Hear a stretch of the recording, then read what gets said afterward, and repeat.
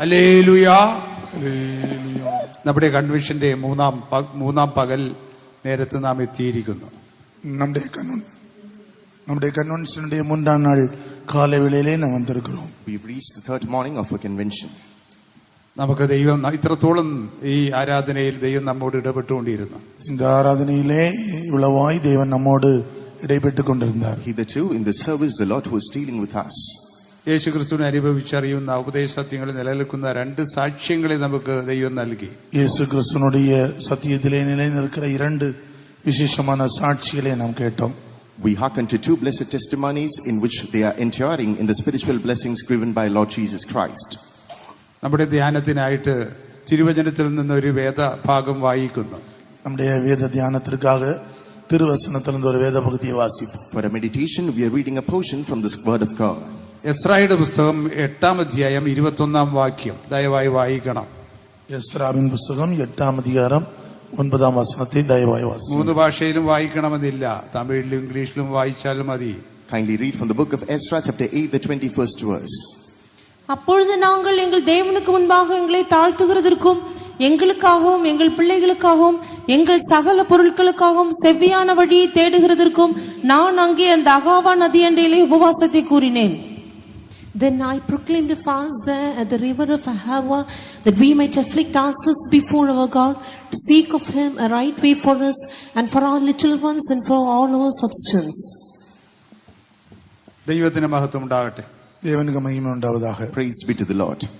ഈ വേദഭാഗം നമ്മുടെ ജീവിതത്തിൽ നാം ഇന്നലെ കേട്ടതുപോലെ പുതിയ യെരൂശലേമിലും സിയോണിലേക്കും യാത്ര ചെയ്യുന്ന സഞ്ചാരികളാണ് നാം.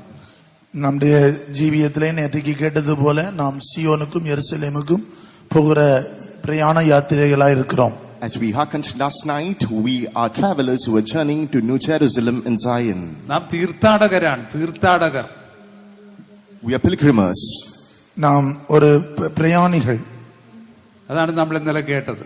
അതുதான் നാം കേട്ടோம். That is what we hearkened yesterday.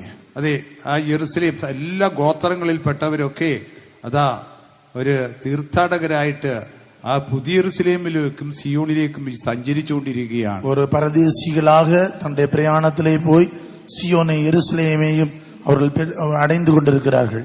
People of all tribe, they as pilgrims, they are marching unto Zion and New Jerusalem. ദൈവത്തിന്റെ പരമമായ ലക്ഷ്യം മാനവരാശിയെ കുറിച്ചുള്ളത്, മനുഷ്യനെ കുറിച്ച് ദേവനുடைய മനതിൽ இருக்கிற ഒരു திட்டமானது, the primary goal of God regarding mankind is മനുഷ്യനെ ദൈവത്തോടുകൂടെ അവിടുത്തെ സിംഹാസനത്തിൽ ഇരുത്തുക എന്നുള്ളതാണ്. മനുഷ്യനെ ദേവനോടുകൂടെ അവരുടെ സിംഹാസനത്തിൽ ഉட்கார வைப்பது. To make man sit along with God in his very own throne. നാം വെളിപ്പാട് പുസ്തകത്തിൽ വായിക്കുമ്പോൾ ജയിക്കുന്നവന് എന്നോടുകൂടെ എന്റെ സിംഹാസനത്തിൽ ഇരിക്കും, ഞാനും ജയിച്ച് എന്റെ പിതാവിനോടുകൂടെ അവന്റെ സിംഹാസനത്തിൽ ഇരുന്നത് പോലെ. വെളിപ്പെടുത്തുന്ന വിശേഷത്തിൽ വാസിക്കുമ്പോൾ ജയംകൊള്ളുവൻ എവനോ അവൻ എന്നോടുകൂടെ நான் சிங்காசனத்தில் உட்கார வைப்பேன் என்று ஆண்டவர் சொல்லி இருக்கிறார். In book of Revelation we read that to him that overcometh will I grant to sit with me in my throne, even as I also overcame and am set down with the Father in his throne. ഞാൻ നിങ്ങൾക്ക് സ്ഥലം ഒരുക്കാൻ പോകുന്നു. ഞാൻ നിങ്ങൾക്ക് സ്ഥലം ഒരുക്കിയതിനു ശേഷം ഞാൻ ഇരിക്കുന്നിടത്ത് നിങ്ങളും ഇരിക്കേണ്ടതിനായിട്ട് നിങ്ങളെ പിന്നെയും വന്നു ചേർത്തുകൊള്ളും. ഞാൻ உங்களுக்காக ஒரு இடத்தை ஆயத்தம் பண்ண போகிறேன். ஆயத்தம் பண்ணின பின்பு வந்து நான் உங்களை அங்கே கொண்டு செல்வேன் என்று ஆண்டவர் சொல்லி இருக்கிறார். I'm going to prepare a place for you. Once I go and prepare the place, I will return and collect you, gather you unto myself. യേശുക്രിസ്തു തന്റെ ക്രൂശീകരണത്തിന്റെ തൊട്ട് മുമ്പേ ഇപ്രകാരം അരുളി ചെയ്തു. യേശുക്രിസ്തു തന്നെ സിലുവയിൽ ഇറങ്ങി മുൻപதாக ഇவ்விதமாக சொன்னார். Hours before his crucifixion, Christ himself exclaimed, പിതാവേ, അനാദി ലോക സ്ഥാപനത്തിനു മുമ്പേ അങ്ങയുടെ സന്നിധിയിൽ എനിക്കുണ്ടായ മഹത്വം ഇവർ കാണേണ്ടതിന്, പിതാവേ, உலக தோற்றத்துக்கு முன்பே இருக்கிற இந்த மகிமை இவர்கள் காணும்படியாக, Father, for them to see that glory that you prepared before the foundation of the earth. നാം ഒന്നായിരിക്കുന്നത് പോലെ ഇവർ ഒന്നായിരിക്കണം. நாம் ஒன்றாய் இருக்கிறது போல இவர்களும் ஒன்றாய் இருக்க வேண்டும். Just as we are one, they too should be one. എനിക്ക് ദൈവമേ, പിതാവേ, അങ്ങ് തന്ന മഹത്വം ഇവർ കാണേണ്ടതിന് ഞാൻ ഇരിക്കുന്നിടത്ത് ഇവരും ഇരിക്കണം. பிதாவே, நீர் எனக்கு தந்த மகிமை இவர்கள் காணும்படி நான் இருக்கிற இடத்திலே இவர்களும் இருக்க வேண்டும். Oh Father, for them to behold that glory that you've given me, make them sit just where I am. നീ എനിക്ക് തന്നിരിക്കുന്ന മഹത്വം ഞാൻ ഇവർക്ക് കൊടുക്കുന്നു. நீர் எனக்கு தந்த மகிமையை இவர்களுக்கு நான் கொடுக்கிறேன். The very glory that you have given me, I give it to them. അതെ, ദൈവസഭയിൽ ഒരു വ്യക്തി, ഒരു മനുഷ്യനെ, ഒരു ദൈവ പൈതലിനെ ക്രിസ്തുവിന്റെ സ്വരൂപം പ്രാപിച്ച് ക്രിസ്തുവിന്റെ വരവിൽ എടുത്തുകൊള്ളപ്പെട്ട് ആ സിംഹാസനത്തിലേക്ക് എടുത്തുകൊള്ളപ്പെടുവാൻ ആവശ്യമായ ഉപദേശമുണ്ട്. தேவ சபையிலே ஒரு தேவனுடைய மனுஷனை தேவனுடைய அவரை போல மாற்றி மர்வமாக்கி சிங்காசனத்திலே உட்கார வைக்கக்கூடிய உபதேசம் உண்டு. Inside the church of God there are enough doctrines to somehow groom and make these people ready to be seated with the Lord in his own throne. യേശു ക്രിസ്തുവിന്റെ ക്രൂശീകരണത്തിന് മുമ്പ് മറ്റൊരു അരുളപ്പാട് യേശു പ്രസ്താവിച്ചു. இன்னொரு காரியத்தை நம்முடைய ஆண்டவராய் இயேசு கிறிஸ்து சிலுவை மரணத்துக்கு முன்பதாக சொன்னார். Before the crucifixion of Jesus, he exclaimed yet another truth. അങ്ങയുടെ വരവിന് മുമ്പുള്ള ലക്ഷണം എന്ത്? വരവിനെ കുറിച്ചുള്ള കാര്യങ്ങൾ ആഗ്രഹിക്കുന്നു. வருகை குறித்துள்ள அடையாளம் என்ன என்பதை குறித்து அவர் சொல்லியிருக்கிறார். A question is posed, what are the signs of your coming Lord? യേശു അതിന് മറുപടി പറഞ്ഞത്, മിന്നൽ കിഴക്കുന്ന പടിഞ്ഞാറോളം വിളങ്ങുന്നതുപോലെ മനുഷ്യപുത്രന്റെ വരവാകും, ശവമുള്ളയിടത്ത് കഴുക്കൽ കൂടും. இயேசு விதமாக சொன்னார், மின்னல் கிழக்கிலிருந்து தோன்றி மேற்கே வருகிறது போல ஆண்டவருடைய வருகை இருக்கும், பிணம் எங்கேயோ அங்கே கழுகுகள் வந்து கூடும். And the response extended by Jesus was, just like the lightning is flashing from the east to the west, so shall be the coming of the Son of Man. യേശു ക്രിസ്തുവിന്റെ വരവിൽ എടുത്തുകൊള്ളപ്പെടുന്ന അവരുടെ കുറിച്ചാണ് അവിടെ രേഖപ്പെടുത്തിയിട്ടുള്ളത്. യേശു ക്രിസ്തുവിന്റെ வருகையிலே எடுத்துக்கொள்ளப்படுவர்களை குறித்தே அவிதமாக சொல்லப்பட்டிருக்கிறது. Over there it's mentioned about those people who will be raptured in the second coming of Christ. ഏതെങ്കിലും പ്രത്യേക സഭയിൽ ഉൾപ്പെട്ടവര് എടുത്തുകൊള്ളപ്പെടുമെന്നല്ല പറഞ്ഞിരിക്കുന്നത്. ஒரு தனிப்பட்ட ஒரு சபையிலே இருக்கிறவர்கள் எடுத்துக்கொள்ளப்படுவார்கள் என்று அங்கே சொல்லப்படவில்லை. No, it's not said that the people belonging to one particular church alone will be taken up. മിന്നൽ കിഴക്കുന്ന പടിഞ്ഞാറോളം വിളങ്ങുന്ന പോലെ മനുഷ്യപുത്രന്റെ വരവാകും, ശവമുള്ളയിടത്ത് കഴുക്കൽ കൂടും. கிழக்கிலிருந்து மேற்கே மின்னல் தோன்றுகிறது போல ஆண்டவராய் இயேசு கிறிஸ்து வருவார், அப்பொழுது பிணம் எங்கேயோ அங்கே கழுகுகள் வந்து கூடும். Just like the lightning is flashing from the east to the west, so shall be the coming of the Lord, and all the vultures and the eagles are mustering to the very place where the corpses lay. ഉപദേശങ്ങൾ മുറുകെ പിടിച്ചുകൊണ്ട് ഈ കഴുക്കലുടെ അനുഭവം ആര് പ്രാപിക്കുന്നുവോ അവരാണ് യേശുക്രിസ്തുവിന്റെ രഹസ്യ പ്രത്യക്ഷതയിൽ എടുത്തുകൊള്ളപ്പെടാൻ പോകുന്നത്. ഉപദേശത്തെ ഉறுதியாக பிடித்துக்கொண்டு கழுகுகளை போல ஜீவிக்கிறவர்கள் தான் கர்த்தராகிய இயேசு கிறிஸ்துவின் வருகையிலே எடுத்துக்கொள்ளப்படுவார்கள். Holding fast the doctrines, those who attain the experience just like the eagles, they will be taken up at the coming of the Lord. അതെ, ഇംഗ്ലീഷിൽ ഈഗിൾസ് എന്നാണ് എഴുതിയിരിക്കുന്നത്. In English it's mentioned eagles.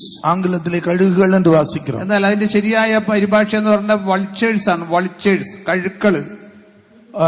அதனுடைய உண்மையான ஒரு அது என்னவென்றால் கழுகுகள். But the right translation should be vultures.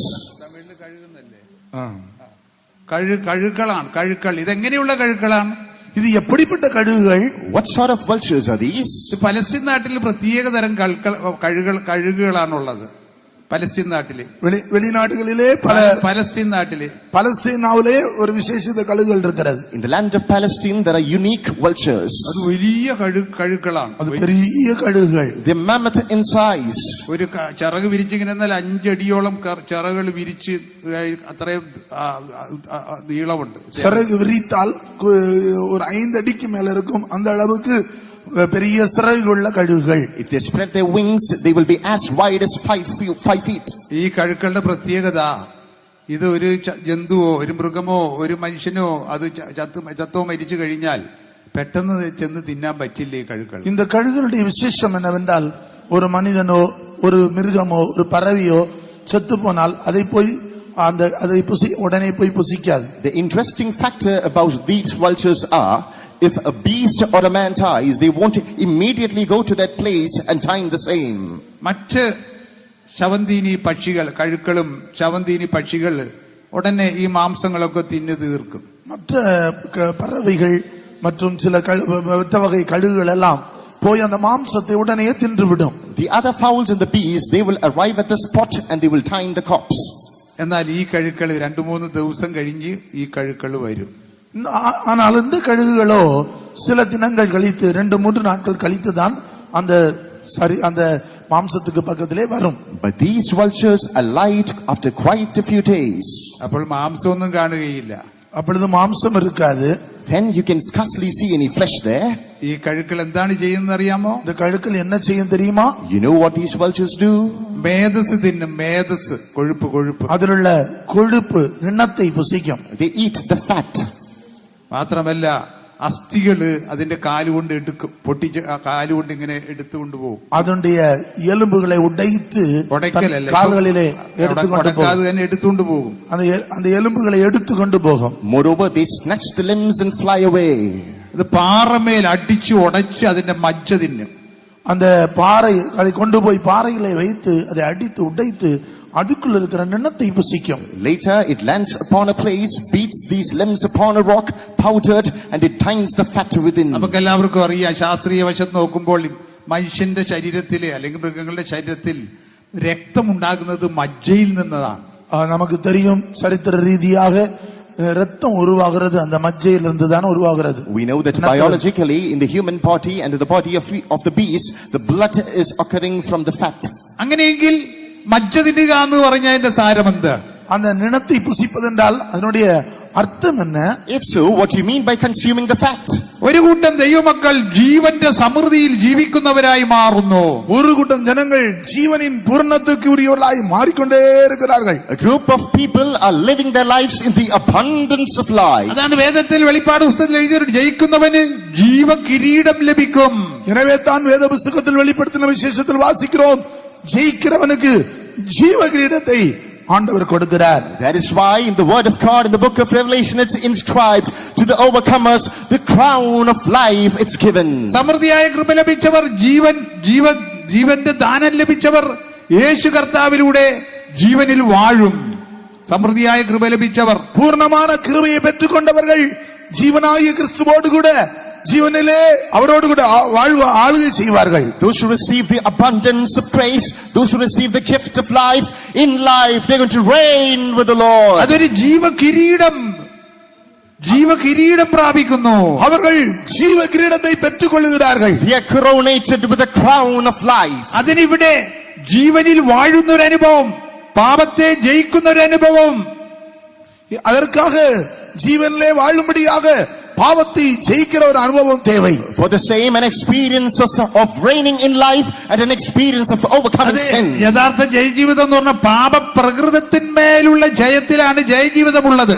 ஒரு ஜெயஜீவியம் என்று சொல்வது பாவ கிரியையிலிருந்து உண்டாகிற ஜெயத்தை പാപപ്രകൃതം, the nature of sin.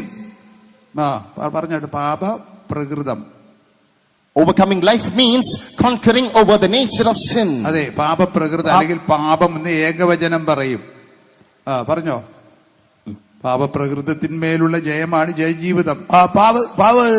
பாவத்தின் பிரகிருதத்தில் இருக்கிற പാപ നേച്ചർ சுபாவத்தில் இருக்கிற பாவத்திலிருந்து விடுதலை கிடைக்கிறது தான் ஜெய ஜீவியம். Overcoming life typifies the nature of getting victory over sin. സമൃദ്ധിയായ കൃപ ലഭിച്ചവർ, പൂർണ്ണமான கிருபையை பெற்றுக்கொண்டவர்கள், നീതിദാനം ലഭിച്ചവർ, നീതിயின் പൂർണ്ണത്തെ പെറ്റുകൊണ്ടവர்கள், those who received abundance of life and richness of righteousness, യേശു കർത്താവിലൂടെ ജീവനിൽ വാഴും. യേശുവോട് കൂടെ ജീവനിലെ വാഴുകை செய்வார்கள். In life they're going to reign with Christ. അതെ, ഇവിടെ ഈ ശരീരത്തിൽ ഇരിക്കുമ്പോൾ ഈ ഉപദേശങ്ങളൊക്കെ മുറുകെ പിടിച്ചുകൊണ്ട് ജീവനിൽ വാഴുന്നവർ, ജീവകിരീടം ശാരീരികമായിട്ടല്ല ആത്മീയമായി വാഴ്ചയുള്ളവർ. இந்த சரீரத்திலே இருக்கும்போது உபதேசங்களை சத்தியங்களை பிடித்துக்கொண்டு ஜீவிக்கிறவர்கள் ஜீவனிலே அவரோடு கூட ஆளுகை செய்வார்கள். While yet in this body, those who held fast to the doctrines and lived their lives in this flesh, in that eternity they're going to reign with the Lord in life. ചില വർഷങ്ങൾക്ക് മുമ്പ് ഒരു ദർശനം കണ്ടു. சில வருடங்களுக்கு முன்பாக நான் ஒரு தரிசனத்தை பார்த்தேன். Some years back I saw a vision. നമ്മൾ കാണുന്ന ദർശനമൊന്നും ദൈവികമല്ല. ദൈവിക ദർശനങ്ങൾ ദൈവത്തിന്റെ വചനത്തിന് ഉപദേശത്തിനും അനുസൃതമായിരിക്കുകയാണ്. നാം കാണുന്ന ദർശനം എല്ലാം ദൈവികമല്ല. நாம் காண்கிற தரிசனமானது தேவனுடைய வசனத்திற்கு சத்தியத்திற்கு ஒத்ததாக இருக்க வேண்டும். All the visions that we see, they're not divine visions. The visions that we see should be based on the word of God for us to term as the same. അതെ, ഞാനിങ്ങനെ കാണുന്ന ഒരു വലിയ പരീക്ഷയിലൂടെ കടന്നു പോകുന്ന സമയത്തായിരുന്നു. நான் ஒரு பெரிய சோதனை வழியாக கடந்து போகும்போது இவ்விதமாக பார்த்தேன். I was seeing this vision as I was going through a huge trial. ഞാനൊരു യാത്രയിലായിരിക്കുന്നു. நான் ஒரு பிரயாணத்தில் இருக்கிறேன். I was in the midst of a journey. ഒരു പാതയിലൂടെ യാത്ര ചെയ്തു പോകുന്നു. ஒரு பாதையிலே நான் தன்னுடைய பிரயாணத்தை தொடர்ந்து போகிறேன். I was traversing through a path. ഈ പാതയിൽ മാത്രം നല്ല വെളിച്ചമുണ്ട്. அந்த பாதையில் மாத்திரம் ஒரு நல்ல பிரகாசம் இருக்கிறது. Only in that path there is a huge light. ഇരുപുറവും ഇരുവശത്തും കട്ട പിടിച്ച ഇരുട്ടാണ്. இருபுறமும் பயங்கரமான காரிருள் பிடித்திருக்கிறது. And on either side of the way is gross darkness. എന്നാൽ ഈ വഴിയിൽ നല്ല പ്രകാശമാണ്. ஆனாலும் கூட இந்த வழியிலே ஒரு பெரிய பிரகாசம். But just on this way light shines with radiance. ഞാനിങ്ങനെ കാൽനടയായി വഴിയിലൂടെ സഞ്ചരിച്ചുകൊണ്ടിരിക്കുന്നു. நான் இப்படி கால்நடையாக என்னுடைய பிரயாணத்திலே தொடர்ந்து கொண்டிருக்கிறேன். By foot I was traversing on that path. ഉടനെ പിന്നെ കാണുന്നു ഒരു വശത്ത്, എന്റെ ഇടതുവശത്ത് കാണുകയാ മനോഹരമായ ഒരു പുതിയ സൗധം. സൗധം എന്ന് പറഞ്ഞ ബിൽഡിംഗ്, മനോഹരമായ ഒരു സൗധ, ഒരു ബിൽഡിംഗ് കാണുന്നു. And then on the left side I behold a gorgeous mansion. அழகான ஒரு கட்டடத்தை என்னுடைய இடது பக்கத்திலே அழகான ஒரு கட்டடத்தை பார்த்தேன். വെള്ള നിറത്തിലുള്ള പുതിയ തേജസ്സുള്ള ഒരു കെട്ടിടമാണ്. அது ஒரு வெள்ளை நிறத்திலே மிகுந்த அழகான ஒரு கட்டடமாக இருந்தது. A stunning mansion studded with white. അത് തേജസ്സുള്ള ഒരു പ്രകാശിക്കുന്ന ഒരു കെട്ടിടവും കൂടിയാണ്. அது மிகவும் மகிமையினால் நிறைந்து பிரகாசிக்கிறதா இருந்தது. A mansion that illuminates with glory. ഞാൻ ഇതിനു മുമ്പ് അങ്ങനെ കണ്ടിട്ട് അത് പുതിയ യെരൂശലേമാണ്. പുതിയ യെരൂശലേം நான் இதற்கு முன்னாடி பார்த்திருக்கிறேன். அது புதிய எருசலேம், புதிய எருசலேம். And once I've seen it, that is New Jerusalem. അത് സ്വർഗീയ യെരൂശലേമാണ്, ഭൂമിയിൽ ദൈവസഭയുമാണ്. அது பரலோக எருசலேமா இருக்கிறது, பூமியிலே அது தேவனுடைய சபையாக இருக்கிறது. That is the heavenly Jerusalem, and in this world it's the church of God. അപ്പൊ ഞാൻ നോക്കുമ്പോൾ അതിന്റെ ഉയർന്ന സ്ഥലത്ത് ഫ്രണ്ട് ഭാഗത്ത് ആ വഴിയിൽ തന്നെ ഒരു കിരീടം നിന്ന് കറങ്ങുകയാണ്. കിരീടം ഇങ്ങനെ കറങ്ങിക്കൊണ്ടിരിക്കുകയാണ്. അതിന്റെ മേൽ ഉച്ചി പകുതിയിലെ മേലെ നിന്നുകൊണ്ട് ഒരു അഴകാന കിരീടം ചുറ്റിക്കൊണ്ടേ ഇരുന്നത്. അതെന്റെ വഴി, ഈ പോകുന്ന വഴിയുടെ മുകളിലാണ്, എന്റെ തലയ്ക്ക് മുകളിലായിട്ട് വരും.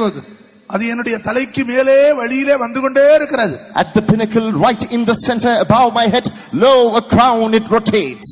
ആ കിരീടം ഒന്ന് കാണേണ്ട കാഴ്ചയാണ്. அந்த கிரீடம் பார்க்க வேண்டிய ஒன்றா இருக்கிறது. That crown is a must watch sight.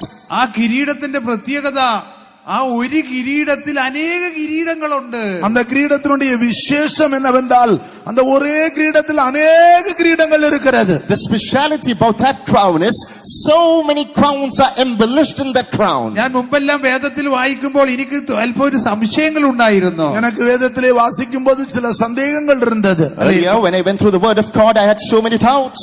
അതെ, പൗലോസ്ലിയ പറയുന്നു, ഞാൻ ഓട്ടം തികച്ചു, ഇനി നീതിയുടെ കിരീടം ദൈവം എനിക്ക് വെച്ചിരിക്കുന്നു എന്നാണ്. பரிசுத்த பவுல் சொல்றார், நான் ஓட்டத்தை முடித்தேன், எனக்காக நீதியின் கிரீடம் வைக்கப்பட்டிருக்கிறது. Saint Paul says, I have finished my course and now the Lord has kept for me a crown of righteousness. ഓട്ടം തികച്ചു, വിശ്വാസം കാത്തു, ഇനി നീതിയുടെ കിരീടം എനിക്ക് ദൈവം நான் വെച്ചിരിക്കുന്നു. ஓட்டத்தை முடித்தேன், விசுவாசத்தை காத்துக்கொண்டேன், நீதியின் கிரீடம் எனக்காக I வைக்கப்பட்டிருக்கிறது. finished my course, I've kept my faith, and now the Lord has kept in store for me a crown of അതെ, righteousness. നല്ല പോർ പൊരുതി എന്ന് എഴുതിയിട്ടുണ്ട്. நல்ல போராட்டத்தை போராடினேன். It starts with, I fought a good fight. അത് തനിക്ക് മാത്രമല്ല, കർത്താവിന്റെ പ്രത്യക്ഷതയെ പ്രിയം വെച്ചിരിക്കുന്ന ഏവർക്കും ലഭിക്കും. அது எனக்கு மாத்திரமல்ல, கர்த்தருடைய வருகை எதிர்நோக்கி கொண்டிருக்கிற யாவருக்கும் கிடைக்கும். He says, no, not just for me, but all those who ardently love is coming. അതിന്റെ അർത്ഥം എന്താ? കർത്താവിന്റെ പ്രത്യക്ഷതയെ പ്രിയം വെച്ചിരിക്കുന്ന ആരാ? തെരഞ്ഞെടുപ്പിന് ഉറപ്പാക്കി ജീവിക്കുന്നവർ. அது கர்த்தருடைய வருகையை எதிர்பார்த்து கொண்டிருக்கிறவர்கள் யார்? தெரிந்தெடுக்கப்பட்டு அவருக்காக ஜீவிக்கிறவர்கள். Who are those who ardently wait for his coming? Those who confirm their election. അതെ, അപ്പൊ ജീവകിരീടമുണ്ട്, നീതിയുടെ കിരീടമുണ്ട്. ഇപ്പൊ ജീവകിരീടത്തെ കുറിച്ച് പറഞ്ഞു, ജീവകിരീടം இருக்கிறது, നീതിயின் കിരീടം இருக்கிறது. ജീവകിരീടത്തെ പിന്നെ കുറിച്ച് മറ്റു കിരീടങ്ങൾ, തങ്കത്തിന്റെ കിരീടമുണ്ട്, സ്വർണത്തിന്റെ കിരീടമുണ്ട്, പിന്നെ തങ്കത്തിനാലെ ചെയ്യപ്പെട്ട കിരീടമുണ്ട്. There's a crown of life, there's a crown of righteousness, there's a crown of gold and pure gold. സന്തോഷത്തിന്റെ കിരീടമുണ്ട്, പൊർക്കിരീടം, സന്തോഷത്തിൻ കിരീടമുണ്ട്. There's a crown of joy. ശുശ്രൂഷരെ കുറിച്ച് പറഞ്ഞ നിങ്ങളാകുന്നു ഞങ്ങളുടെ സന്തോഷത്തിന്റെ കിരീടമെന്നാണ്. ஊழியக்காரர்களை பொறுத்தவரை நீங்களே எங்களுடைய சந்தோஷத்தின் கிரீடங்களா இருக்கிறார்கள். About the ministers it said, you are a crown of joy. അങ്ങനെ പല കിരീടങ്ങൾ ഉണ്ടല്ലോ. அப்படி பல கிரீடங்கள் இருக்கிறது. ജയിക്കുന്നവന് പല കിരീടങ്ങളുണ്ട്. ജയമെടുக்கிறவர்களுக்கு अनेक கிரீடங்கள் இருக்கிறது. Thus to the overcomers there are lots of crowns. ഓരോ കിരീടം ഒന്നിനു മീതെ വെച്ച് കഴിഞ്ഞാൽ എന്തോ ഒരു അലങ്കോലമായിരിക്കും അത്. ஒரு கிரீடத்தின் மேல் ஒரு கிரீடம் வைத்தால் அது எப்படிப்பட்ட அலங்கோலமாக இருக்கும். Pile up one crown above the other, and what a disarray it will be. ഒരു തലയിൽ ഈ എല്ലാം കൂടി വെച്ച് കഴിഞ്ഞാൽ എങ്ങനെ ആള് അത് ചുമന്നുകൊണ്ട് നടക്കും? ஒரு தலையின் மேல் எல்லா கிரீடத்தையும் வைத்தால் அதை எப்படி சுமந்து கொண்டு போக முடியும்? If all these crowns are heaped upon a person's head, how can he carry the same? എന്നാൽ എല്ലാം ഒന്നിനു മീതെ വെച്ചിരുന്നാൽ കാണാനും അത്ര നല്ലതായിരിക്കുകയില്ല. ஒரு கிரீடத்தின் மேல் ஒரு கிரீடமாக வரிசையாக அடுக்கினால் பார்க்கவும் அது நன்றாக இருக்காது. Placing all these crowns one above the other, then it won't be a pleasant sight to behold. എന്റെ സംശയത്തിന് നിവാരണമുണ്ടായി. என்னுடைய சந்தேகத்திற்கு ஒரு முடிவுண்டாகிவிட்டது. ദൈവവചനപ്രകാരം തന്നെയാകുന്നു. தேவனுடைய வசனத்தின்படியே இருக்கிறது. Inference came to my doubt, and it was based on the word of God. ഒരു കിരീടത്തിൽ എല്ലാ കിരീടങ്ങളും ഉണ്ട്. ஒரே கிரீடத்தில் மற்ற எல்லா கிரீடங்களும் இருக்கிறது. In one crown are all the other crowns embedded. എത്ര മനോഹരം, எவ்வளவு அழகானது, എത്ര തേജസ് ഉള്ളത്, எவ்வளவு மகிமை உள்ளது. Oh, how spectacular! Oh, how glorious! അത് കറങ്ങിക്കൊണ്ട് നിൽക്കുകയാണ്. அது சுற்றிக்கொண்டே இருக்கிறது. It rotates and continues to rotate. എന്നാൽ ഞാൻ കുറെ മനപ്രയാസത്തിലൂടെ കടന്നു പോകുന്ന ഒരു കാലഘട്ടം. நான் ஒரு பயங்கரமான மன വ്യാകുലത്തോട് പോகிற നേരം. I was plodding by days of pregnancy. ഉപദേശങ്ങൾ അറിയാൻ അനുഭവങ്ങൾ ഉണ്ടെങ്കിലും പരീക്ഷയുടെ കാഠിന്യ നിമിത്തമായിട്ട് മനക്ലേശം. உபதேசங்கள் தெரிந்திருந்தாலும் சோதனையின் பாதையிலே இருக்கிற மன வியாகுலம். Though I was well aware of the doctrines, the sufferings that the trial brings, I was in despair owing to the same. അനേക അനുഭവങ്ങളുണ്ട്, വരവിന്റെ പ്രത്യാശയുണ്ട്, തെരഞ്ഞെടുപ്പിനെ കുറിച്ചുള്ള ഉറപ്പുമുണ്ട്. അനേക അനുഭവങ്ങൾ ഉണ്ട്, കർത്തരുடைய வருகையை குறித்த நம்பிக்கை உண்டு, உபதேசத்தை குறித்துள்ள அறிவுண்டு. There are a lot of experiences, hope regarding the coming of the Lord, and confirmation regarding the election. പരീക്ഷ, കഠിനമായ പരീക്ഷ. ஆனால் கடினமான ஒரு சோதனை.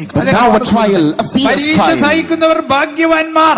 சோதனையை சகிக்கிறவர்கள் பாக்கியவான்கள். Blessed is the man who endures the trial. അവർക്ക് ജീവകിരീടം കിട്ടും എന്ന് എഴുതിയിട്ടുണ്ടല്ലോ, അവിടെ നിന്ന് വായിച്ചാട്ടെ. அவர்களுக்கு ஜீவகிரீடம் கிடைக்கும் என்பதை வாசியுங்கள். പരീക്ഷ സഹിക്കുന്നവർ ഭാഗ്യവാന്മാർ. சோதனையை சகிக்கிறவர்கள் பாக்கியவான்கள். യാക്കോബിന്റെ ലേഖനത്തിൽ 1-ാം അധ്യായത്തിലാണോ? யாக்கோபு 1-ாம் அதிகாரம். അത് ദയവായി വായിച്ചാട്ടെ. Let's go through that verse in the book of James. 12ാം വചനം. 12ാം വചനം. വായിക്കാം. சோதனையை சகிக்கிற மனுஷன் பாக்கியவான், அவன் உத்தமன் என்று விளங்கின பின்பு கர்த்தர் தம்மிடத்தில் அன்பு கூறுகிறவர்களுக்கு வாக்குத்தத்தம் பண்ணின ஜீவ கிரீடத்தை பெறுவான். Blessed is the man that endureth temptation, for when he is tried, he shall receive the crown of life which the Lord hath promised to them that love him. ദൈവത്തിന് മഹത്വം ഉണ്ടാകട്ടെ. தேவனுக்கு மகிமை Praise உண்டாவதாக. be to the Lord. പരീക്ഷ സഹിക്കുന്ന മനുഷ്യൻ ഭാഗ്യശാലികളാണ്. சோதனையை சகிக்கிற மனுஷன் பாக்கியவான். Blessed are those who endure temptation. അതെ, 20 കോടി ലോട്ടറി അടിക്കുന്ന ആളല്ല ഭാഗ്യവാൻ. 20 கோடி லாட்டரி அடிக்கிற மனுஷன் பாக்கியவான் என்று எழுதவில்லை. He that wins a 20 crore lottery, he is not considered as a lucky one. പരീക്ഷ സഹിക്കുന്ന മനുഷ്യൻ ഭാഗ്യവാൻ. சோதனையை சகிக்கிற மனிதன் பாக்கியவான். Blessed is the man who endures the temptation. പത്രോസിന്റെ ലേഖനത്തിൽ വായിക്കുമ്പോൾ നിങ്ങളുടെ വിശ്വാസത്തിന്റെ പരിശോധന, பரிசுத்த பவுல் பேதுரு சொல்லும்போது விசுவாசத்தின் சோதனை, The epistle of Saint Peter, the trial of your faith. അതെ, അത് പൊന്ന് ശോധനയുന്ന പോലെയാന്ന് എഴുതിയിരിക്കുന്നത്. அது பொன்னை அக்கினியினால் புடமிடுவது போல என்று வாசிக்கிறோம். That's just like trying the gold with fire. അഗ്നിശോധനയെങ്കിൽ ഒരു അപൂർവ കാര്യം സംഭവിച്ചു എന്ന് ഓർത്ത് ശങ്കിക്കേണ്ടതില്ല. அக்னி சோதனையிலே அந்த பொன்னு அழிந்து போகும் என்று பயப்பட வேண்டிய அவசியம் இல்லை. In the midst of the fiery trial, don't be confounded that something extraordinary happened. എന്നെ പൊന്നുപോലെ എന്നെ ചോദന ചെയ്താൽ ഞാൻ പൊന്നുപോലെ വെളിയിൽ വരുമെന്ന് യോബ് പറയുന്നു. யோபு விதமாக சொல்கிறார், என்னை சோதித்து பார், பொன்னை போல வெளியே வருவேன் என்று சொல்கிறார். Job says, when he tries me, I shall come forth as gold. വേദപുസ്തകത്തിൽ ഇന്ന് ഈ കാലങ്ങളിലൊക്കെ വ്യക്തമായിട്ടുള്ള അറിവ് ലഭിച്ച യോബിന്റെ പുസ്തകമാണ് 1-ാമത്തെ പുസ്തകം. யோபின் புஸ்தகம் தான் முதலாவது புஸ்தகம். Book of Job is the first book that embodies these experiences. യോബ് അബ്രാമിന് സമകാലികൻ എന്ന് പറഞ്ഞാലും അബ്രാമിന്റെ ഒരു തലമുറ മുമ്പെങ്കിലും ജീവിച്ചിരുന്ന ആളാണ്. யோபுடைய ஆபிரகாமுடைய ஒரு தலைமுறைக்கு முன்பாக ஜீவித்தவர். Even though Job is according to the genealogy of Abraham, he lived at least 1 century before Abraham. അബ്രാമിനെ യോബിന് ദൈവത്തിന്റെ അരുളപ്പാടുള്ളപ്പോൾ അബ്രാമിന് അരുളപ്പാട് ലഭിച്ചിട്ടില്ല. யோபுக்கு வெளிப்படுத்தல் கிடைத்த போது ஆபிரகாமுக்கு வெளிப்படுத்தல் கிடைக்கவில்லை. When Job got the counsel of God, Abraham didn't receive it yet. യോബ് പറയുന്നു, എന്നെ ശോധന ചെയ്താൽ ഞാൻ പൊന്നുപോലെ വെളിയിൽ വരും. யோபு சொல்கிறார், சோதித்த பின் சுத்த பொன்னாக விளங்குவேன். And that same Job says, when he tries me, I will come forth as gold. അതാണ് പത്രോസിലിയ പറയുന്നത്, ഞാൻ നിങ്ങളുടെ വിശ്വാസത്തിന്റെ പരിശോധന അഴിഞ്ഞു പോകുന്ന പൊന്നിനേക്കാൾ വിലയേറിയതാണ്. எனவே தான் பரிசுத்த பவுல் தன்னுடைய முதலாம் சொல்லும்போது, அழிந்து போகிற பொன் அக்கினியினாலே சோதிக்கப்படும், அதை பார்க்கலாம் அதிக விலையில பெற்றுதான உங்கள் விசுவாசம் சோதிக்கப்பட்டு. That is why Apostle Peter says the trial of your faith is much more precious than the gold that perisheth.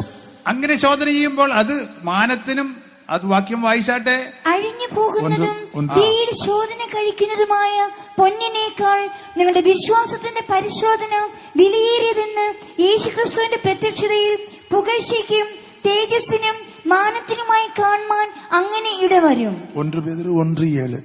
அழிந்து போகிற பொன் அக்கினியினாலே சோதிக்கப்படும், அதை பார்க்கிலும் அதிக விலையேற பெற்றதாக இருக்கிற உங்கள் விசுவாசம் சோதிக்கப்பட்டு இயேசு கிறிஸ்து வெளிப்படும் போது உங்களுக்கு புகழ்ச்சியும் கனமும் மகிமையும் உண்டாக காணப்படும்.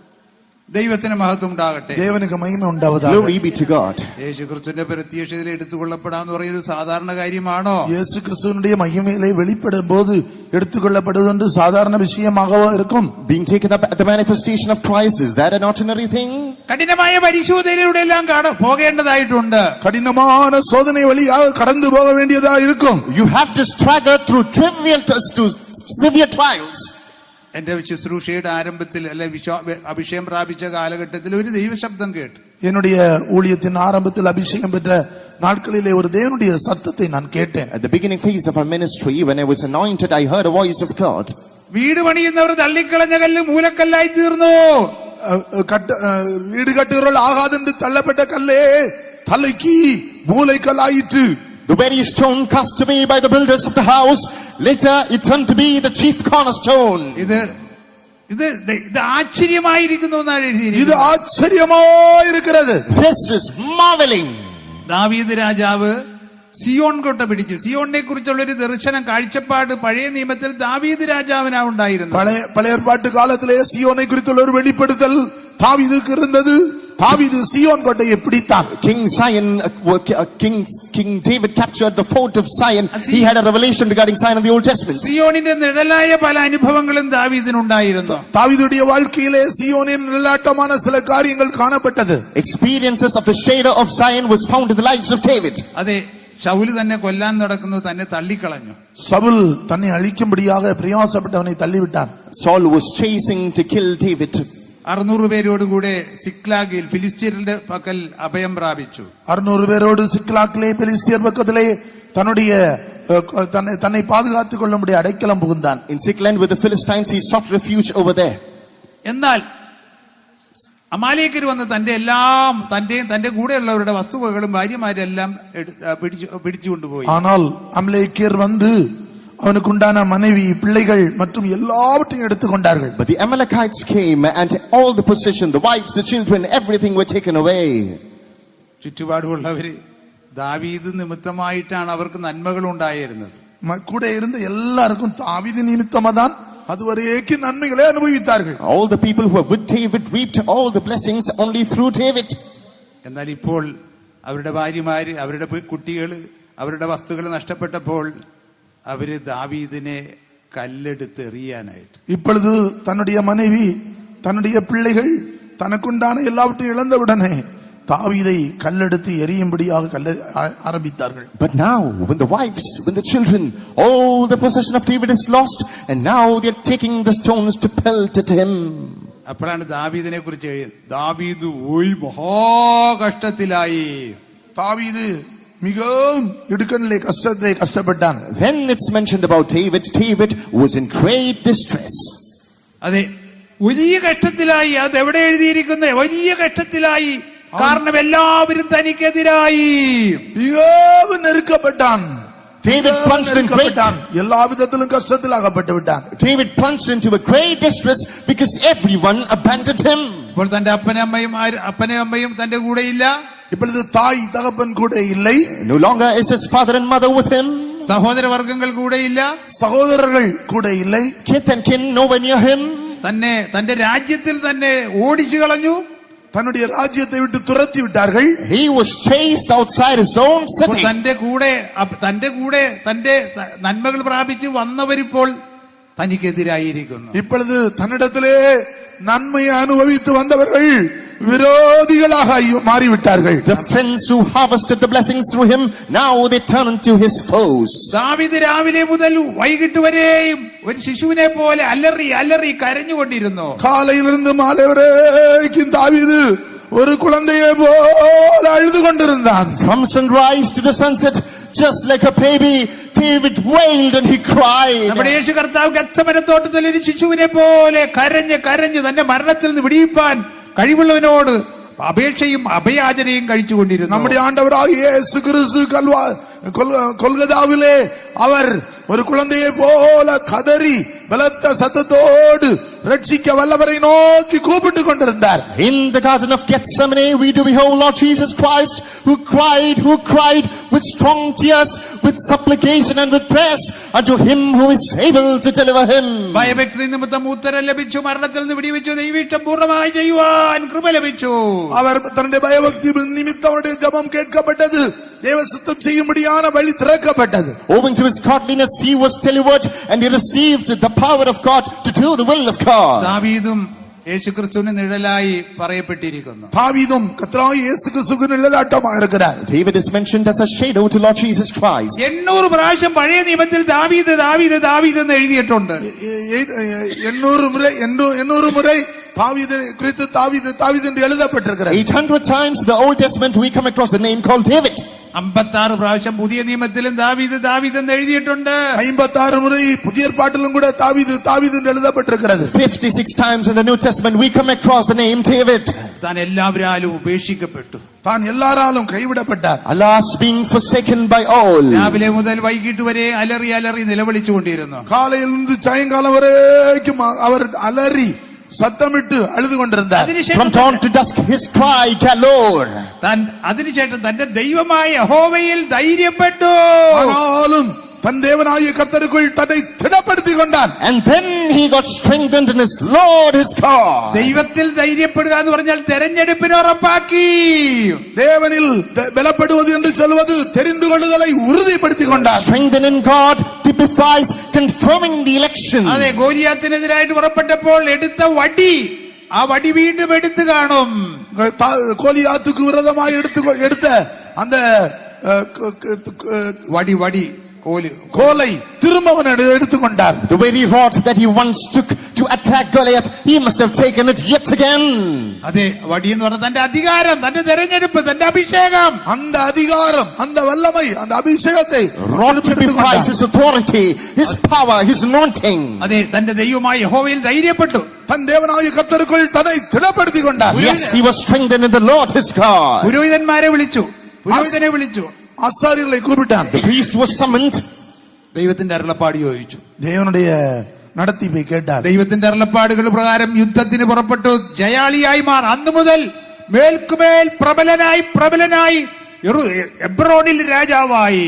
அன்றைக்கு தேவனுடைய வார்த்தையை கேட்டுக்கொண்டு யுத்தத்துக்கு புறப்பட்டு போய் ஜெயத்தின் மேல் ஜெயம் எடுத்து பிரபலமானவனாய் மாறி எபிரோனிலே ராஜாவாக அபிஷேகம் பண்ணப்பட்டான். He asked the oracle of God, he received the oracle of God, and from there onwards he got strengthened and finally he became king over Hebron. ഒടുവിലിതാ യെരുശലേമിൽ രാജാവായി. கடைசியாக எருசலேமில் ராஜாவாய் அபிஷேகம் பண்ணப்பட்டான். Ultimately David is crowned as the king of the whole of Jerusalem. പ്രിയ ദൈവജനമേ, നമ്മൾ മനുഷ്യരാൽ തള്ളപ്പെടുന്ന ഒരു അനുഭവം ഉണ്ട്. பிரியமான தேவனுடைய பிள்ளைகளே, நாம் மனுஷரால் தள்ளப்படுகிற வேளை உண்டு.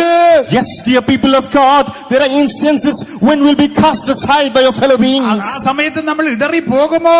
அந்த நேரத்தில் நாம் இடறி போவோமோ? Will we be grieved and will we stagger in the midst of those situations?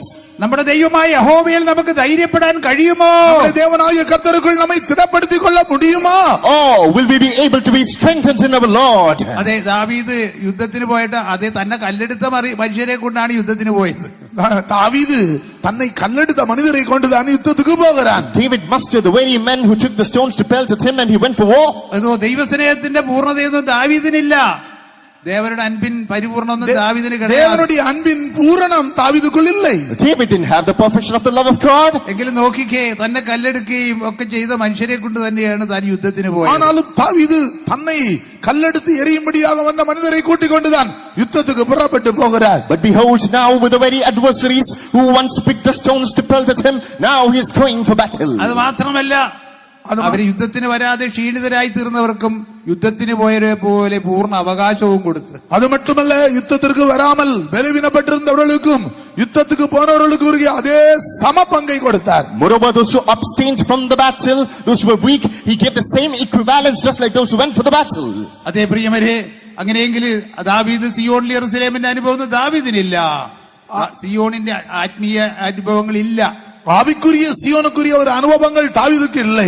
If so, dear people of God, David didn't have the spiritual experiences of Zion. നമുക്കാണ് ഈ മേന്മ, ശ്രേഷ്ഠമാറിയ സിയോൺ യെരൂശലേമിന്റെ അനുഭവം നമുക്ക് വെച്ച് പുതിയ നിയമ ദൈവജനങ്ങൾക്ക് വെച്ചിരിക്കുന്നു. ஆனால் புதிய ஏற்பாட்டு தேவ ஜனங்களுக்கு தான் சியோனை குறித்தும் எருசலேமை குறித்துள்ள விசேஷமான வெளிப்படுத்தலை தந்திருக்கிறார். But we the people of God in the New Testament, we are given the excellent experience of Zion.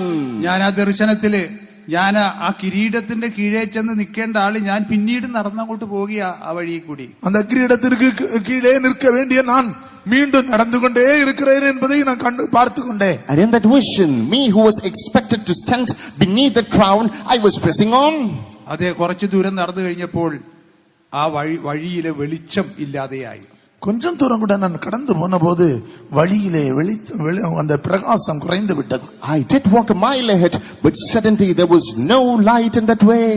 അപ്പോൾ എനിക്ക് മനസ്സിലായി, എനിക്ക് വേറെ ഗത്യന്തരമില്ല. തിരിച്ചു വന്ന് ആ കിരീടത്തിന്റെ കീഴിൽ നിൽക്കണം. ഞാൻ எனக்கு வேறே வழி இல்லை. நான் திரும்பி வந்து அந்த கிரீடத்துக்கு கீழே நான் நின்று கொண்டிருக்க வேண்டும் என்பதை நான் விளங்கிக் கொண்டேன். It was then that I realized that I had no other route of escape. I cannot but return to the spot beneath the crown. പ്രിയ ദൈവമക്കളെ, നമ്മുടെ പരീക്ഷയിൽ നാം ഇടറിപ്പോയിട്ടുണ്ടോ? பிரியமான தேவனுடைய பிள்ளைகளே, நம்முடைய சோதனைகளில் நாம் இடறி போய் விட்டோமோ? Dear people of God, are we shaken in the midst of our trials? അതെ, പത്രോസ്ലീഹ പറയുന്നു, അതുകൊണ്ട് സഹോദരന്മാരെ, നിങ്ങളുടെ വിളിയും തിരഞ്ഞെടുപ്പ് ഉറപ്പാക്കാൻ അധികം ശ്രമിക്കണം. അങ്ങനെ ചെയ്താൽ നിങ്ങൾ ഒരു നാൾ ഇടറിപ്പോകാതെ നമ്മുടെ കർത്താവിന്റെ രക്ഷിതാവുമായ യേശുക്രിസ്തുവിന്റെ രാജ്യത്തിലേക്കുള്ള പ്രവേശനം ധാരാളം പ്രാപിക്കും. எனவே தான் பரிசுத்த பவுல் சொல்ற, உங்களுடைய அழைப்பையும் தெரிந்து கொள்வதை உறுதிப்படுத்தி விடுங்கள், அப்பொழுது நீங்கள் ஒரு கால் இடறி விழமாட்டீர்கள் என்று சொல்கிறார். That's where Apostle Peter is saying you should confirm your calling and your election. If so, you will never shake, you shall never fall, you shall be presented in the day of Christ Jesus. Hallelujah, hallelujah.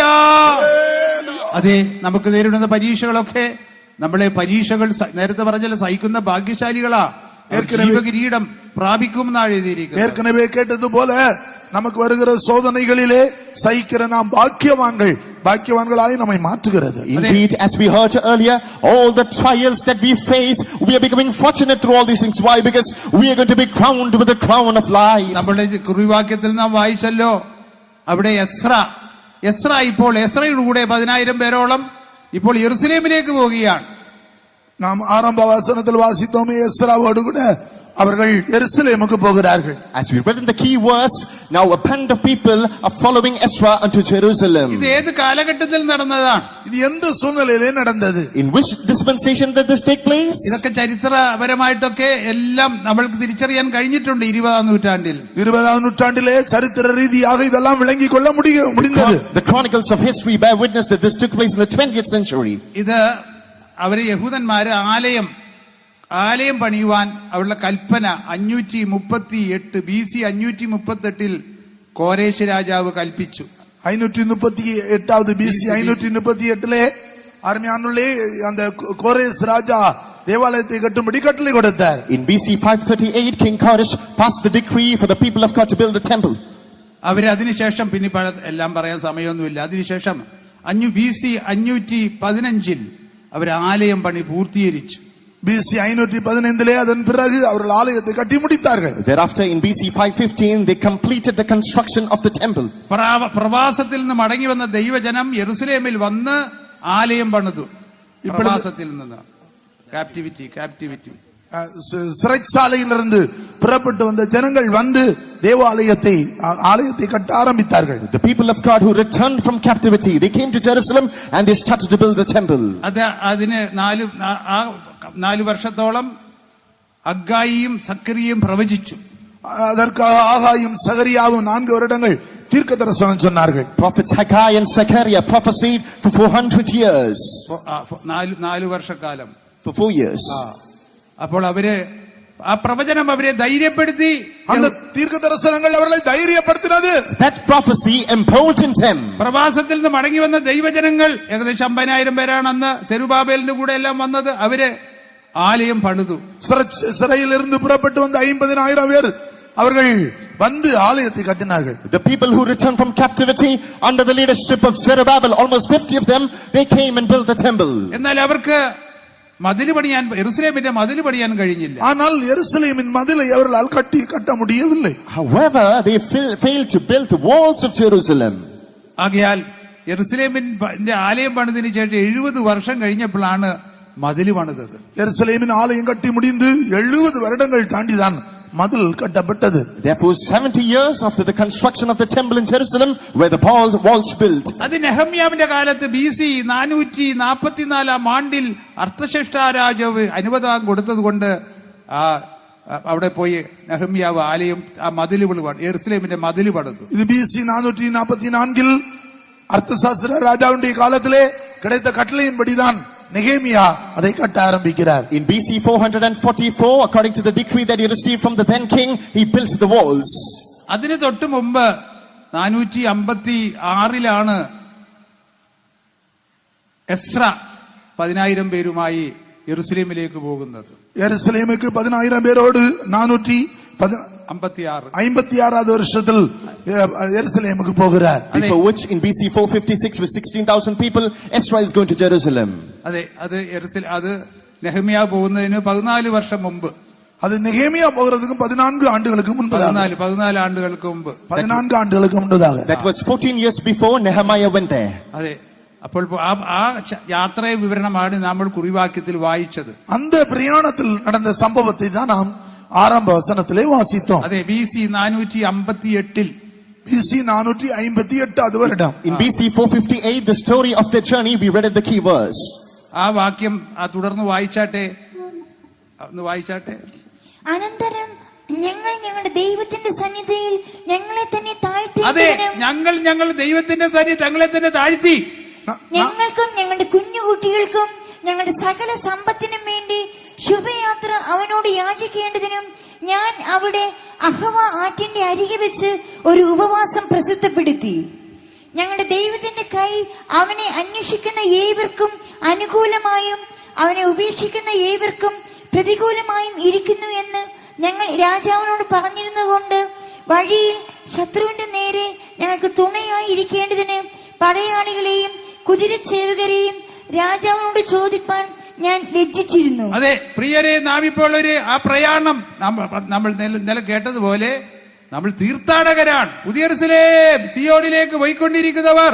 നാം സിയോനുക്കും യെരുശലേമുക്കും പോകുന്ന പരദേശികളായി പ്രയാണത്തിലെ இருக்கிறோம். Beloved ones, as we hearkened last night, we are pilgrims journeying unto Zion and to Jerusalem. ഈ യാത്രയിൽ വഴിയിൽ കള്ളന്മാരും കൊള്ളക്കാരും ഒക്കെ ഉണ്ട്. இந்த வழியிலே കള്ളர்களுം കൊള്ളക്കാരും ഉണ്ട്. There are thieves and looters in the midway. പിശാച് അലറുന്ന സിംഹം പോലെ ആരെ വിഴുങ്ങാൻ ചുറ്റി സഞ്ചരിച്ച് നടക്കുന്നു. പിശാച് അലറുகிற സിംഹത്തെ പോലെ ആരെ വിഴുങ്ങലാമോ என்று வகை தேடி சுற்றித் திரிகிறான். And there is the devil who is roaring about like a lion knowing not whom to devour. കള്ളം വരുന്നത് മോഷ്ടിപ്പാൻ, അറുപ്പാനും മുടിപ്പാനുമാണ്. திருடன் கொல்லவும் அழிக்கவும் வருகிறான். For the thief cometh to kill, destroy and to steal. ഞാൻ വന്നതോ ജീവൻ തരാനും സമൃദ്ധിയായ ജീവൻ തരുവാൻ. നാനോ ജീവൻ ഉണ്ടാകും അത് പരിപൂർണപ്പെടവും വന്നേനെ എന്ന് യേശു சொன்னார். But I came to give you life and abundance of it. അതെ, ഈ വഴിയാത്രയിൽ ശുഭകരമായ വഴിയാത്രയാണ്. നാം ലക്ഷ്യസ്ഥാനത്ത് എത്തിച്ചേരണം. നാം இந்த பிரயாணத்திலே போய் சேர வேண்டிய இடத்தில் சரியாக போய் சேர வேண்டும். This journey should be a prosperous one and we should truly touch the mark. ആകയാൽ നമ്മളുടെ യാത്രയിൽ ഇപ്പോൾ എങ്ങനെയാണ് നമ്മൾ തുടർന്നുകൊണ്ടിരിക്കുന്നത് പരിശോധിക്കണം. எனவே நம்முடைய யாத்திரையை நாம் எப்படி தொடர்ந்து கொண்டிருக்கிறோம் என்று நாம் சோதித்து பார்க்க வேண்டும். നമ്മൾ നമ്മുടെ Therefore, it is necessary for us to review how we are moving forward. നടത്തിപ്പുകാരോട് ചേർന്ന് ദൈവജനത്തോടെ കൂട്ടായ്മ ബന്ധത്തിൽ ഒന്നായി അങ്ങനെ ഒരു യാത്രയാണോ നമ്മൾ ചെയ്യുന്നത്? நடத்திப்புகாரர்களோடு இருந்து தேவஜனத்தோடு சேர்ந்து நாம் அப்படிப்பட்ட ஒரு பிரயாணத்தை தொடருகிறோமா? Joining hands with the leaders in the fellowship with the people of God, are we moving on in such a manner? ഇങ്ങനെയുള്ള കാര്യങ്ങളൊക്കെ പരിശോധിച്ച് നോക്കണം. அப்படிப்பட்ட காரியங்களை நீங்கள் சோதித்து பார்க்க வேண்டும். We should examine all these things. അങ്ങനെ പരിശോധിച്ച് നോക്കിയില്ലെങ്കിൽ ലക്ഷ്യം തെറ്റിക്കഴിഞ്ഞാൽ അത് എത്ര ഭയാനകമായിരിക്കും. அப்படிப்பட்ட இந்த காரியத்தை நாம் சோதித்து பார்த்து நம்முடைய பிரயாணத்தில் நாம் போகாவிட்டால் அது எவ்வளவு பயங்கரமா இருக்கும். If you fail to examine this and once you miss the mark, oh, how terrific it's going to be.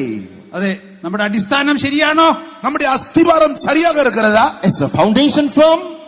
യേശുക്രിസ്തു മൂലക്കല്ലായിരിക്കും അപ്പോസ്തലന്മാരും പ്രവാചകന്മാരും അടിസ്ഥാനത്തിൽ പണിതിരിക്കുന്ന സഭയിൽ നിങ്ങളും ജീവനുള്ള കല്ലുകളായി പണിതുകൊണ്ടിരിക്കുന്നുണ്ടോ? இயேசு கிறிஸ்து மூலைக்கல்லாய் இருக்கிறார், அப்போஸ்தலர் தீர்க்கதரிசிகள் அஸ்திபார கற்களாய் இருக்கிறார், அதோடு கூட சேர்ந்து கட்டப்படுகிறீர்களா? Upon the very church in which Christ is the chief cornerstone and the apostles being the foundation stones, are you built as a living stone? ഇറ്റലിയിലെ ഒരു ലീനിങ് ടവർ ഓഫ് പിസ എന്ന് പേരുള്ള ഒരു 12 എത്ര അത്ഭുതങ്ങളാണ്? 10 അത്ഭുതങ്ങൾ, 7 അത്ഭുതങ്ങളിൽ ഒരു അത്ഭുതമാണത്. ലോകത്തിലെ 7 wonders. One of the 7 wonders is leaning tower of pizza. Living Tower of Pisa is one of the 7 wonders in the world. 7 அற்புதங்களிலே இது ஒரு அற்புதமாக இருக்கிறது. 7 അത്ഭുതം. ഓൾഡ് വണ്ടേഴ്സും ഉണ്ട്, ന്യൂ വണ്ടേഴ്സും ഉണ്ട്. അപ്പൊ ഈ ന്യൂവിലാണ് ലീനിങ് ടവർ ഓഫ് പിസ. பழைய அற்புதங்களும் உண்டு, புதிய உலகத்திலே பெரிய அற்புதங்களும் உண்டு. There are old and new wonders. This falls in the new category. Leaning tower of pizza. Leaning tower of pizza. Living tower of pizza. Living Tower of Pisa. ചാഞ്ഞുകൊണ്ടിരിക്കുന്ന ഒരു ഗോപുരം. സായി ഗോപുരം. Which means it's a slanted leaning tower. ഈ ഏകദേശം എത്രയോ 300 വർഷങ്ങൾക്ക് മുമ്പാണെന്ന് തോന്നുന്നു. 300, അതിന്റെ കൃത്യം കണക്ക് ഓർമ്മ വരുന്നില്ല, പെട്ടെന്ന് പറയാൻ തോന്നിയോണ്ട് പറഞ്ഞതാണ്. அது திடீரென்று சொல்ல முடியாத சொன்னதனால் சொல்கிறேன், கரெக்டாக தெரியல. 300 வருஷங்களுக்கு முன்பதாக. I think this was built across 300 years back. അതിൽ കൂടുതലായിരിക്കാനാണ് സാധ്യത. அதற்கு அதிகமாக இருக்கும். It might be even before that. അത് പണിതുകൊണ്ടിരിക്കുമ്പോൾ തന്നെ 12 നിലകളായിട്ടാണ് ആ ഗോപുരം. அந்த சாய் கோபுரம் 12 நிலைகளாக அது கட்டப்பட்டது. That building was 12 storied. അതൊരു മണിമാളികയാ, അല്ലെങ്കിൽ ഒരു വലിയ കത്തീഡ്രലിന്റെ മണി, അതിന്റെ ബെല്ല് കെട്ടാൻ വേണ്ടി ഉണ്ടാക്കിയതാ. அது ஒரு பெல் கட்டும்படியாக, பெல்லை மேலே கட்டும்படியாக உண்டாக்கப்பட்டது. That was a mansion built to hang the bell in a cathedral. പക്ഷേ ഇത് പണിതുകൊണ്ടിരിക്കുമ്പോൾ തന്നെ ചരിയാൻ തുടങ്ങി. இது கட்டி கொண்டிருக்கும் போதே சரியா But ஆரம்பிച്ചു. even while the construction began, it started to slant. എങ്കിലും അവര് പണി നിർത്തിയില്ല. ஆனாலும் கூட அவர்கள் வேலையை நிறுத்தவில்லை. However, they didn't pause the construction. ആ പണി പൂർത്തീകരിച്ചു. அந்த வேலையை அவர்கள் நிறைவு செய்தார்கள். The work was completed. പുറമെ നോക്കുമ്പോൾ എത്ര മനോഹരമായ ഒരു കെട്ടിടം. இப்பொழுது பார்க்கும்போது எவ்வளவு அழகான அதிசயமான கட்டடம். Outwardly a magnificent mansion. എന്നാൽ അതിന്റെ അടിസ്ഥാനം വേണ്ട വിധത്തിൽ ഇട്ടില്ല. அதற்கு அடிஸ்தானம் சரியாக போடவில்லை. However, the foundation was not laid properly. ഇപ്പോൾ അത് ലോക അത്ഭുതമാണ്. இப்பொழுது அது உலகத்திலே அதிசயங்களில் ஒன்று. അതിന്റെ സ്ലാൻഡിംഗ് പൊസിഷൻ, അല്ലെങ്കിൽ ആ നിൽക്കുന്ന നില നോക്കിയാൽ അത് തറയിൽ വീഴേണ്ടതാണ്. அதை பார்த்தால், நிற்கிற நிலையை பார்த்தால் கீழே விழ வேண்டும். Today it's a wonder of the world because its slanting position, according to it should surely fall down. പലതരത്തിലൊക്കെ അടിസ്ഥാനത്തിൽ ബലപ്പെടുത്തി അത് വീഴാതെ അവർ വെച്ചേക്കുന്ന നൂറ്റാണ്ടുകളായി വെച്ചിരിക്കുന്നു. பல நூற்றாண்டுகளாக அதன் அஸ்திபாரத்தை அவர்கள் உறுதிப்படுத்தி விழாதே வைத்திருக்கிறார்கள். Across the ages they have confirmed and formed its foundation and it's kept from falling down. അടിസ്ഥാനം മറിഞ്ഞുപോയാൽ നീതിമാന്റെ ഗതി എന്തെന്നാണ് പറയുന്നത്? அஸ்திபாரம் நிர்மூலமானால் நீதிமானுடைய நிலவரம் என்னவா இருக்கும்? If the foundation is shaken, what will be the state of the righteous? എന്നാൽ അങ്ങനെ ആ ലീനിങ് ടവർ ഓഫ് പിസ താങ്ങി നിർത്തിയേക്കുന്ന പോലെ താങ്ങാനൊന്നും ആരും കാണുകയില്ല. ஆனால் இந்த சாய் கோபுரத்தை பிடித்து நிறுத்துறது போல பிடித்து நிறுத்துவதற்கு யாரும் இருக்க மாட்டார்கள். Likewise, just how these powers are holding from the leaning tower of Pisa, what which is holding from the people of God, no one can see. ലോകത്തിലെ 7 അത്ഭുതങ്ങളിൽ ഒന്നാണ് ലീനിങ് ടവർ ഓഫ് പിസ.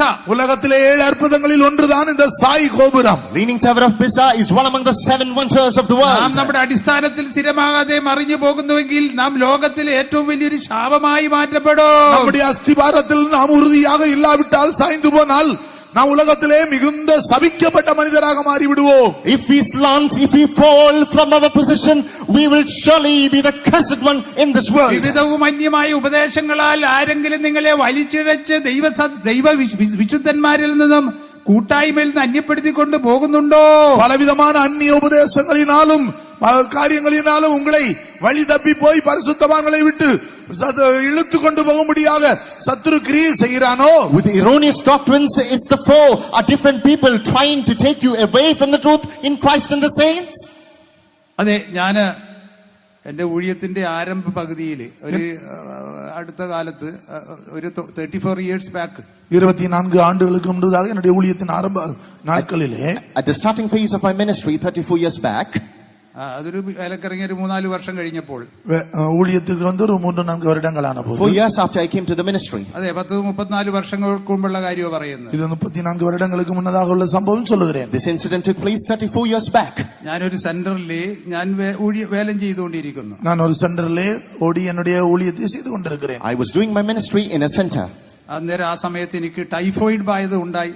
1 കൊല്ലവും 4 മാസവും അതിനാൽ കഷ്ടപ്പെട്ടു. ஒரு வருடமும் 4 மாதங்களும் கஷ்டப்படக்கூடிய விதத்திலே டைபாய்டு வியாதியினால் கஷ்டப்பட்டேன். 1 year and 4 months I was struggling with typhoid. എന്നാൽ ദൈവം എനിക്ക് വചനം അയച്ച് അത്ഭുത സൗഖ്യം നൽകി. ஆனால் கர்த்தரோ எனக்கு வசனத்தை அனுப்பி என்னை குணமாக்கினார். But the Lord sent His word and commanded me miraculous healing. എന്നാൽ സെൻട്രൽ പാസ്റ്റർ അവർ എന്നോട് വലിയ സ്നേഹമുള്ളതിനായി ഒരു ചെറിയ സഭയില്, അന്നൊക്കെ ജീവിക്കാനൊക്കെ ചുറ്റുപാടുകൾ കുറവാ സഭയില്, அப்பொழுது என்னுடைய சென்டர் பாஸ் மிகவும் என்னிடத்தில் அன்பா இருந்தபடியினால் ஒரு சின்ன விசுவாச வீட்டில் என்னை வைத்தார்கள்.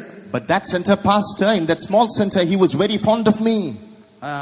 ഒരു അല്പം വല്ലതൊക്കെ തിന്നാനും കുടിക്കാനും കിട്ടുന്ന ഒരു സഭയിൽ വെച്ചു. ஏதோ புசிக்கவும் குடிக்கவும் கிடைக்கக்கூடிய ஒரு விசுவாச வீட்டில் வைத்தார்கள். He posted me in a church with ample goodness. അപ്പോൾ അവിടെ ചെന്ന് ഞാൻ ബൈബിൾ ക്ലാസ് നടത്തി.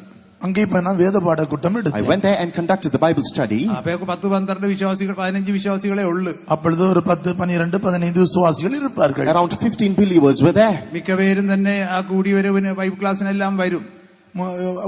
ஓரளவுக்கு இருக்கிற யாவரும் வேத பாட கூட்டத்துக்கு வருவார்கள். The majority of the congregation used to attend the Bible class.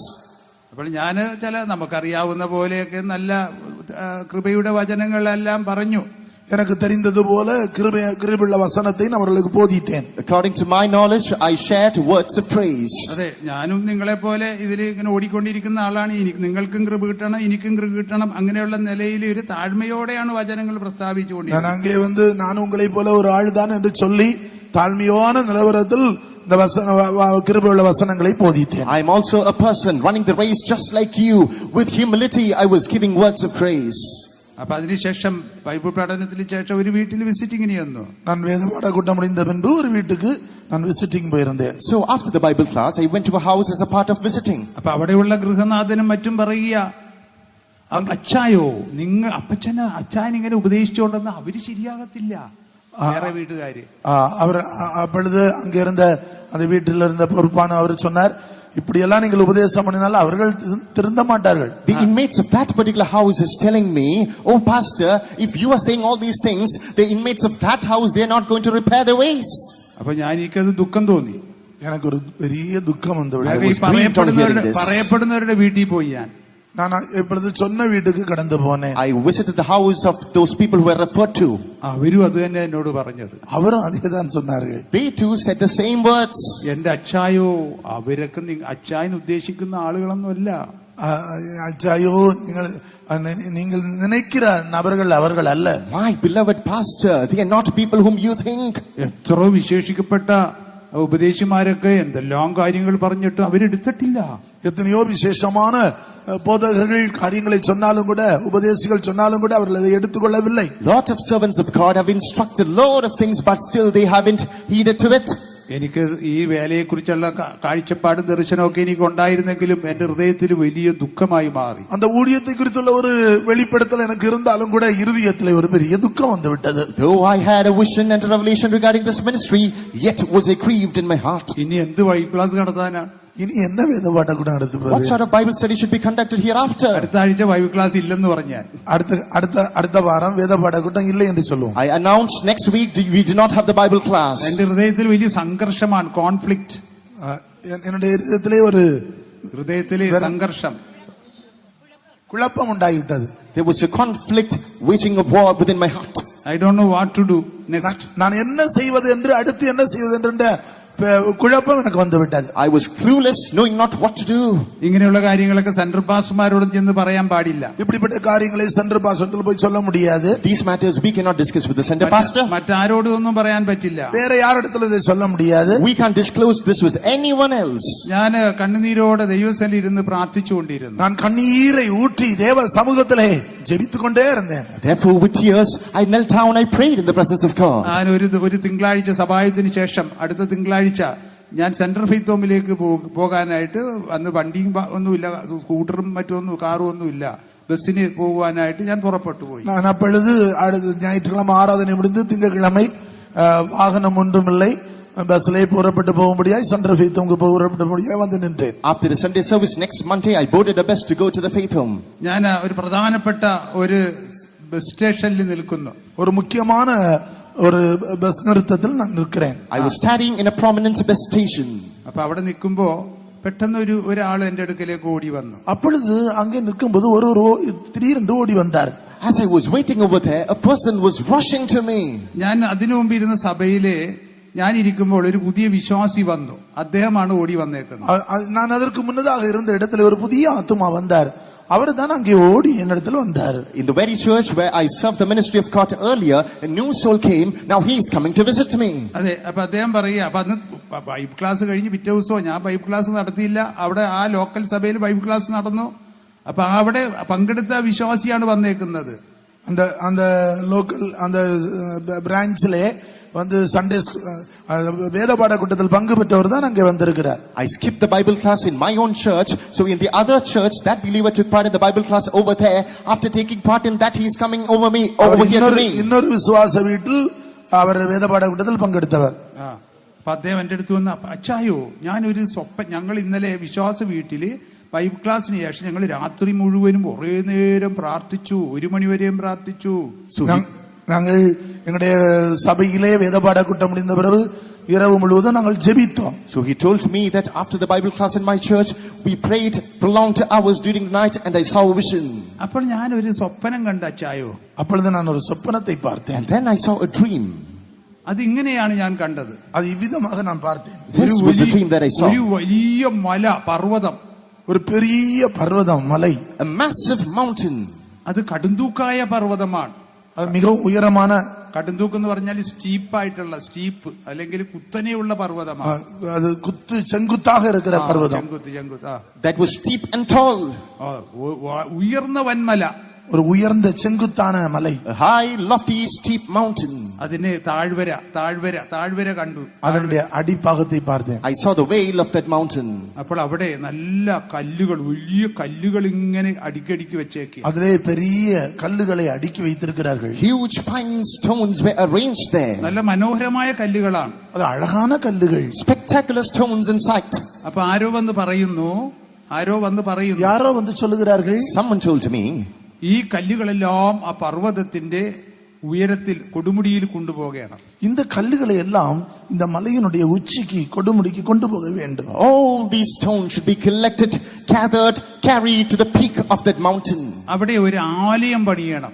அங்கே ஒரு ஆலயத்தை கட்ட A வேண்டும். temple should be built there. ഒരു വീട് പണിയണം. ஒரு வீடு கட்ட A வேண்டும். house should be constructed. അപ്പൊ ഇദ്ദേഹം നോക്കിയപ്പോ ഒരിക്കലും ഈ കല്ല് ഈ ചെങ്കുത്തായ മലയുടെ ലേക്ക് കൊണ്ടുപോയാൻ കഴിയില്ല. இந்த கல்லை ஒருபோதும் செங்குத்தான மலையினுடைய உச்சிக்கு கொண்டு போக முடியாது. Now this person pondered and he arrived to a conclusion that by no means can I carry these stones to this steep mountain all the way to the top. അപ്പൊ ഈ വിശ്വാസി പ്രയാസപ്പെടും, അയ്യോ ഒരിക്കലും അത് നടക്കില്ല. அந்த விசுவாசி பிரயாசப்படுகிறார், ஆனால் இது முடியவே முடியாது. Now this believer is perplexed. No way this is going to happen. അപ്പൊ അദ്ദേഹം പറയാ, ഈ വെള്ള ജുബ്ബയൊക്കെ ധരിച്ച് ഞാൻ അദ്ദേഹത്തിന്റെ അടുത്ത് ചെന്നു, അത് സ്വപ്നത്തില്. அந்த சொப்பனத்திலே அந்த சந்தர்ப்பத்தில் நானும் அவருடைய அருகாமையில போய்விட்டேன். So he's telling me that clad with his white attire, I visited him in the vision. അത് സാരമില്ല, നമുക്ക് പ്രാർത്ഥിച്ചാ മതി, ദൈവം ചെയ്തുകൊള്ളും. அப்பொழுது நான் அவரிடத்தில் சொல்லுறேன், ஜெபிப்போம், கர்த்தர் அதை செய்து நிறைவேற்றுவார். No worries, brother, let's pray, God will take care of it.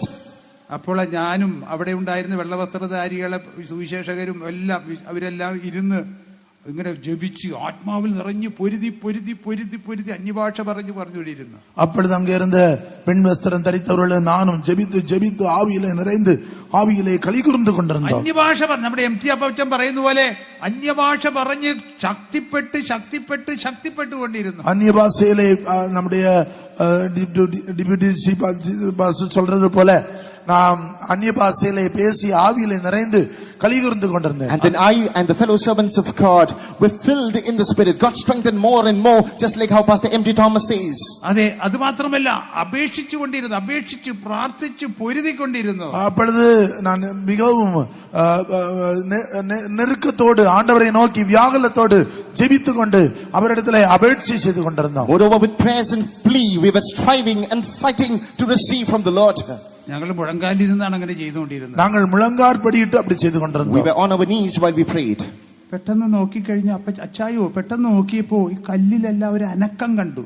திடீர்னு பார்த்தபோது அந்த கல்லிலே ஒரு அசைவு காணப்பட்டது. Pastor, all of a sudden to my surprise, lo, now the stones are being shaken. അപ്പൊ ശ്രദ്ധിച്ചു നോക്കി. அப்பொழுது நான் கவனித்து பார்த்து கொண்டிருந்தேன். I carefully observed. ഒരു കല്ലില് രണ്ട് ചിറകുകൾ ഇങ്ങനെ വരാൻ തുടങ്ങി. அந்த கல்லிலே ஒரு கல்லிலே இரண்டு சிறகுகள் வர ஆரம்பிച്ചു. Two wings are emerging from one particular stone.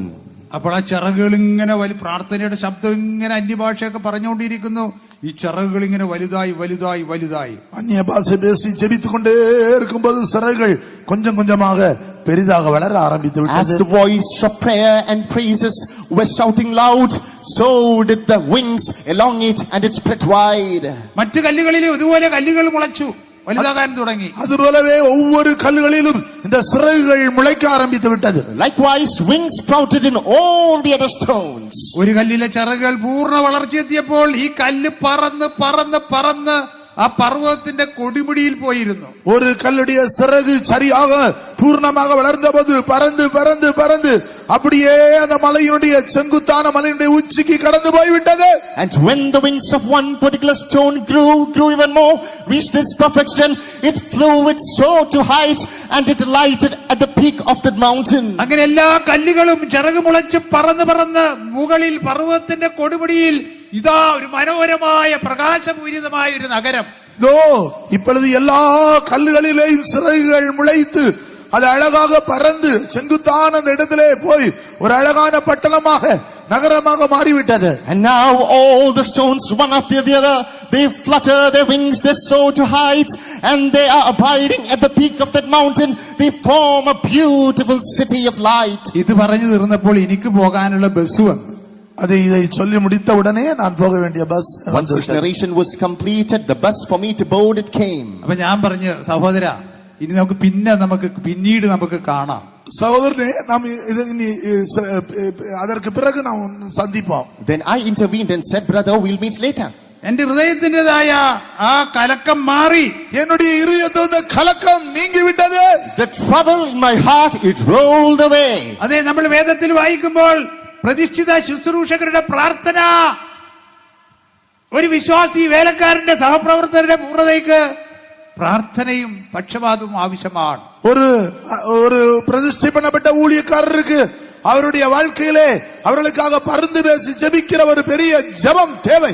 We find out that the prayers and supplication of a consecrated servant of God is needed for a believer. പ്രിയ ദൈവമൈതലേ, നിന്റെ പൂർണ്ണതയ്ക്ക് വേണ്ടി നടത്തിപ്പുകാരായ ശ്രേഷ്ഠ അനുഭവമുള്ള പ്രതിഷ്ഠിത ശുശ്രൂഷകർ പ്രാർത്ഥിക്കുകയും പക്ഷപാതം ചെയ്യും സ്തോത്രം ചെയ്യുകയും കൊണ്ടിരിക്കണം. உன்னுடைய ஜீவியத்தின் பூர்ணத்திற்காக பிரியமான தேவனுடைய பிள்ளையே, பிரதிஷ்டை பண்ணப்பட்ட ஊழியர்கள் அவர்கள் பிரதிஷ்டை பண்ணியும் அவர்கள் ஜெபித்தும் பரிந்து பேசியும் ஸ்தோத்திரம் பண்ணி காத்து கொண்டிருக்கிறார்கள். Dear child of God, for your life to reach its perfection, the consecrated servants of God, they are always rooted in prayer and praising for you. അതെ, ഇതെല്ലാം എല്ലാ ലേഖനങ്ങളിലും പൗലോസ് എഴുതിയിട്ടുണ്ട്. இதை பரிசுத்த பவுல் எல்லா நிருபங்களிலும் எழுதியிருக்கிறார். Paul has transcribed this in all the epistles. നിങ്ങൾ ക്രിസ്തുവിന്റെ ആ പൂർണ്ണതയുടെ പ്രാപിപ്പാൻ തക്കവണ്ണം അവന്റെ മരണത്തോട് അനുരൂപപ്പെട്ട് അവനിലിരുന്ന് അല്ലെ ആ പൂർണ്ണത പ്രാപിപ്പാൻ ഞങ്ങൾ രാവും പകലും നിങ്ങൾക്ക് വേണ്ടി പക്ഷപാതം ചെയ്യും സ്തോത്രം ചെയ്യുന്നൊക്കെ എത്രയോ ലേഖനങ്ങളിൽ എഴുതിയിട്ടുണ്ട്.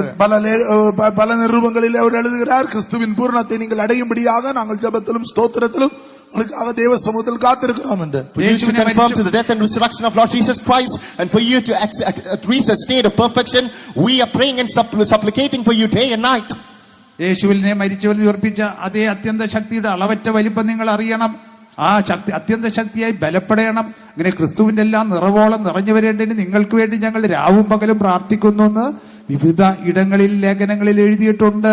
പല വിധങ്ങളിലെ கிறிஸ்துவின் நிறைவை அடையும்படியாக கிறிஸ்துவை மரித்தோர்ந்து எழுப்பினுடைய ஆவியினாலே ஒரு பெரிய மறுரூபத்தை அடையும்படியாக நாங்கள் உங்களுக்காக வேண்டுதல் செய்கிறோம் என்று பல இடங்களிலே அவர் குறிப்பிட்டிருக்கிறார். In the limitless measure of Christ, by his exceeding power, so that you might receive the very power that rose him up from the dead, we are praying for you day and night. In a lot of portions of the word of God is written. രാവിലെ എല്ലാം 4 മണിക്ക് സ്തോത്ര പ്രാർത്ഥനയ്ക്ക് നിങ്ങളെ വിശ്വാസികൾ ഞങ്ങളെ വിശ്വാസികളുടെ കുടുംബനാഥന്റെ പേര് മാത്രമല്ല ഓരോരുത്തരുടെയും പേര് പറഞ്ഞ് സ്തോത്രം ചെയ്യുകയാണ്. இப்பொழுது அதிகாலையிலே 4 மணி ஸ்தோத்திர ஜெபத்திலே ஒவ்வொருடைய குடும்பத்திற்காக ஒவ்வொருடைய தனிப்பட்ட பேரை சொல்லி கர்த்தருக்கு ஸ்தோத்திரங்களை ஏறெடுக்கிறோம். During the praising in the dawn, we don't just utter the names of the head of the family, but all the members of the family, we say their names and we praise the Lord. മറ്റു പ്രാർത്ഥനകളിലെല്ലാം അങ്ങനെ ദൈവജനങ്ങൾക്ക് വേണ്ടി പ്രാർത്ഥിച്ചുകൊണ്ടിരിക്കുന്നു. സഹപ്രവർത്തകരായ സുവിശേഷ വേലക്കാർക്ക് വേണ്ടി പ്രാർത്ഥിച്ചുകൊണ്ടിരിക്കുന്നു. மற்ற ஜெபங்களிலே உடன் ஊழியர்களுக்கும் மற்ற விசுவாசிகளுக்கும் நாங்கள் ஜெபித்துக் கொண்டே இருக்கிறோம். Even in all the other prayers, we pray for the believers and the servants of God.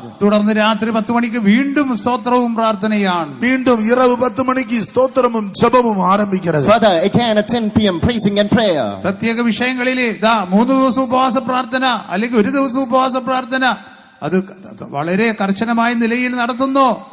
வித்தியாசமான பல சூழ்நிலைகள் வரும்போது 3 நாட்கள் உபவாச ஜெபம், ஒரு நாள் உபவாச ஜெபம் மிகவும் கரிசனையோடு நடத்துகிறோம். For special matters strictly we are observing prayer for 3 days and 1 day. ഉപവാസത്താലും പ്രാർത്ഥനയല്ല ഈ ജാതികളൊന്നും നീങ്ങി പോകുന്നില്ല. உபவாசத்தினாலும் ஜெபத்தினாலும் அல்லாமல் இந்த ஜாதிகள் பிசாசு ஓடாது. അതെ, Except through prayer and fasting, these spirits will not flee away. യഹോവ സിയോനെ പണിത് യെരുശലേമിനെ പണിത് മഹത്വത്തിൽ പ്രത്യക്ഷനാകും. அவர் சியோனை கட்டி எருசலேமை கட்டி தமது மகிமையிலே வெளிப்படுவார். The Lord shall build up Zion, he shall build up Jerusalem, and he will appear in his glory. അത് വിശ്വസിക്കുന്നവർ ചേർന്ന് ഹല്ലേലൂയ പറഞ്ഞാട്ടെ. அதை விசுவாசிக்கிறவர்கள் ஹல்லேலூயா சொல்லுங்கள். വീണ്ടും ഒരു ഹല്ലേലൂയ പറഞ്ഞാട്ടെ. Let's shout another hallelujah. എന്നാൽ അതിനുശേഷം ഞാന് പിന്നീട് അന്വേഷിച്ചപ്പോൾ ആ വിശ്വാസി വീട്ടിൽ ചെന്നിട്ടില്ല. അന്ന് തലേ ദിവസം நான் போன போது அதுக்கு முந்தின நாளிலே அந்த விசுவாச வீட்டுக்கு போகவில்லை. After this incident, when I inquired, this believer didn't pay a visit to the faith home on the previous day. മാത്രമല്ല രക്ഷിക്കപ്പെട്ട് കുറച്ചുനാൾ വിശ്വാസിയായിരുന്നിട്ടും ആ ദേശക്കാരനല്ലാത്തതുകൊണ്ട് വേറെ ഏതോ ദേശത്തിലോട്ട് പോയിരുന്നു അദ്ദേഹം.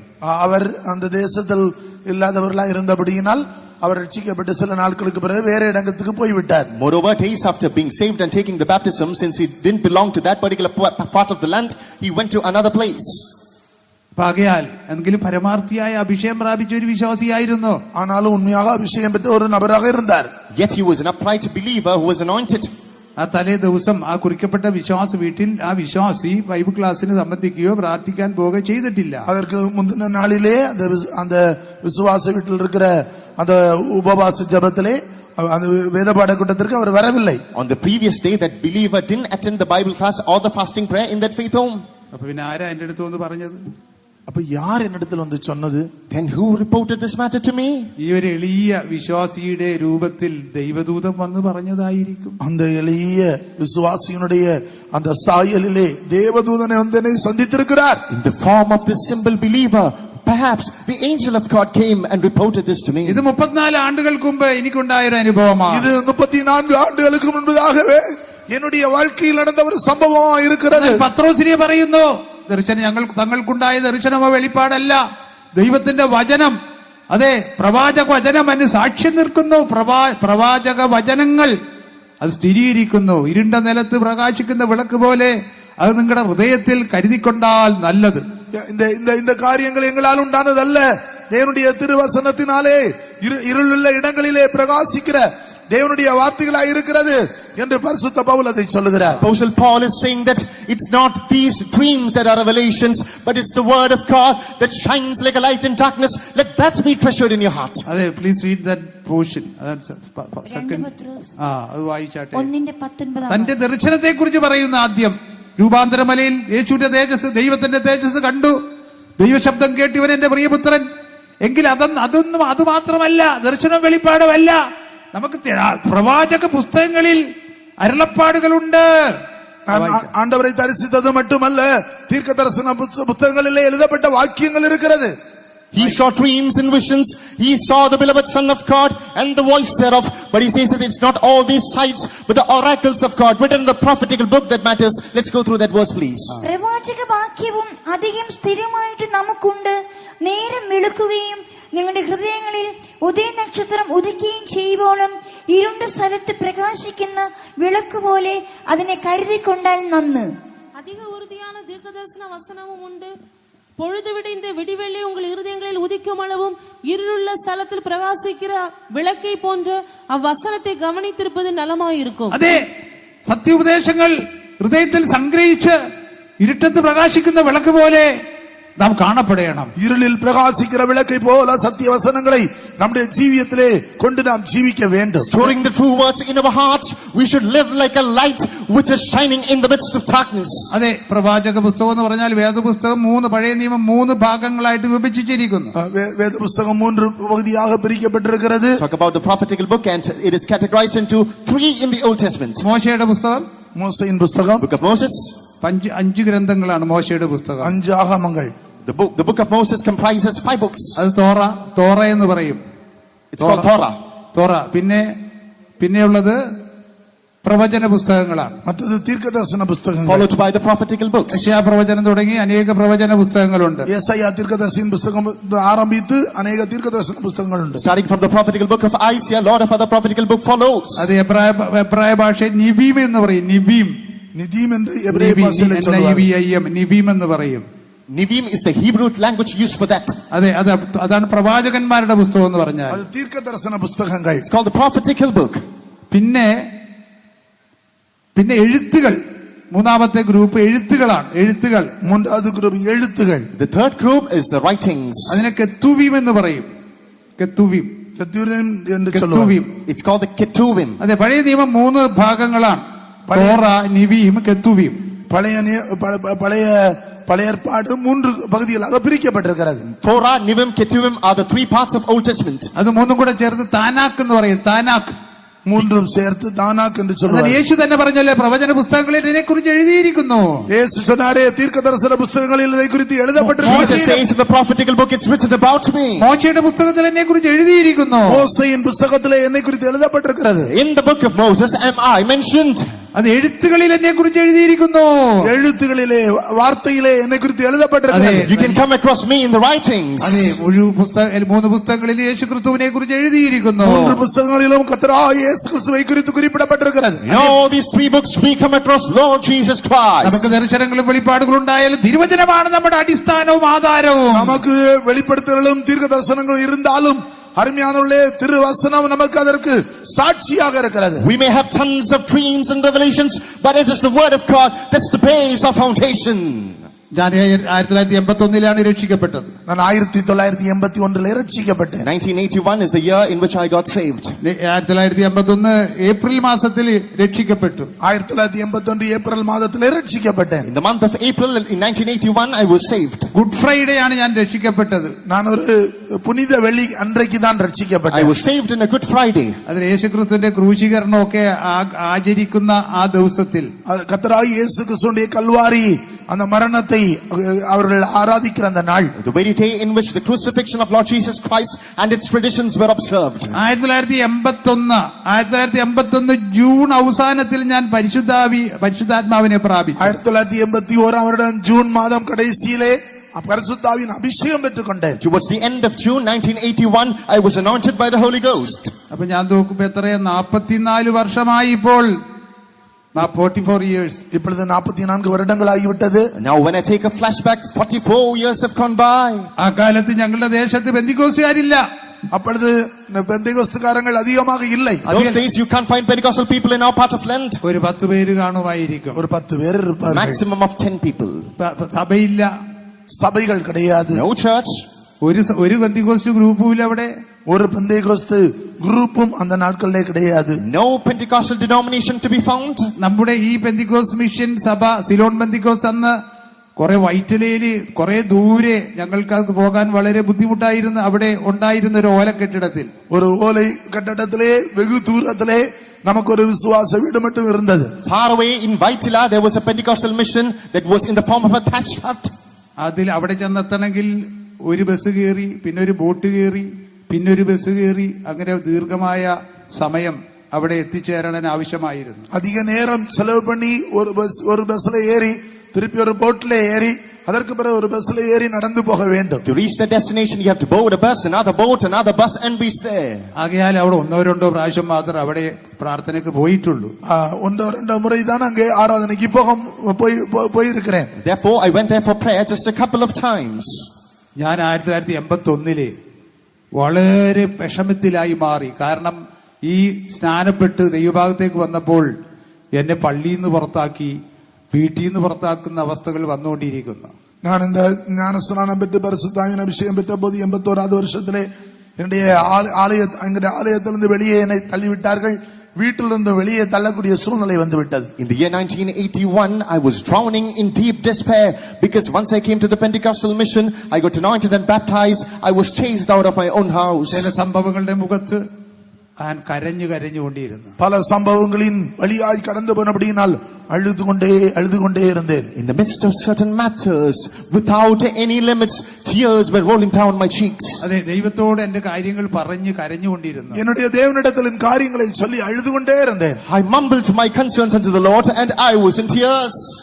അപ്പോൾ ഞാൻ ഒരു രാത്രി ഞാൻ മുറിയിൽ കരഞ്ഞുകൊണ്ട് കിടന്നു. എന്റെ മുറിയിൽ കിടന്നു, വീട്ടില് என்னுடைய வீட்டிலே அறையில இருந்து நான் அப்படி அழுது கொண்டிருந்த போது ஒரு ராத்திரி കിടന്നുറങ്ങി. അതിനുശേഷം കരഞ്ഞു ഉറങ്ങിപ്പോയി. அப்படியே அழுது தூங்கி விட்டேன். One night in my house I was sobbing and finally I dozed off. അപ്പൊ ആ സന്ദർഭത്തില് എനിക്കൊണ്ട് നേരം വെളുക്കാറായ സമയത്തായിരിക്കാം 2 പ്രാവശ്യം എന്റെ പേര് വിളിച്ചു, ജോളി.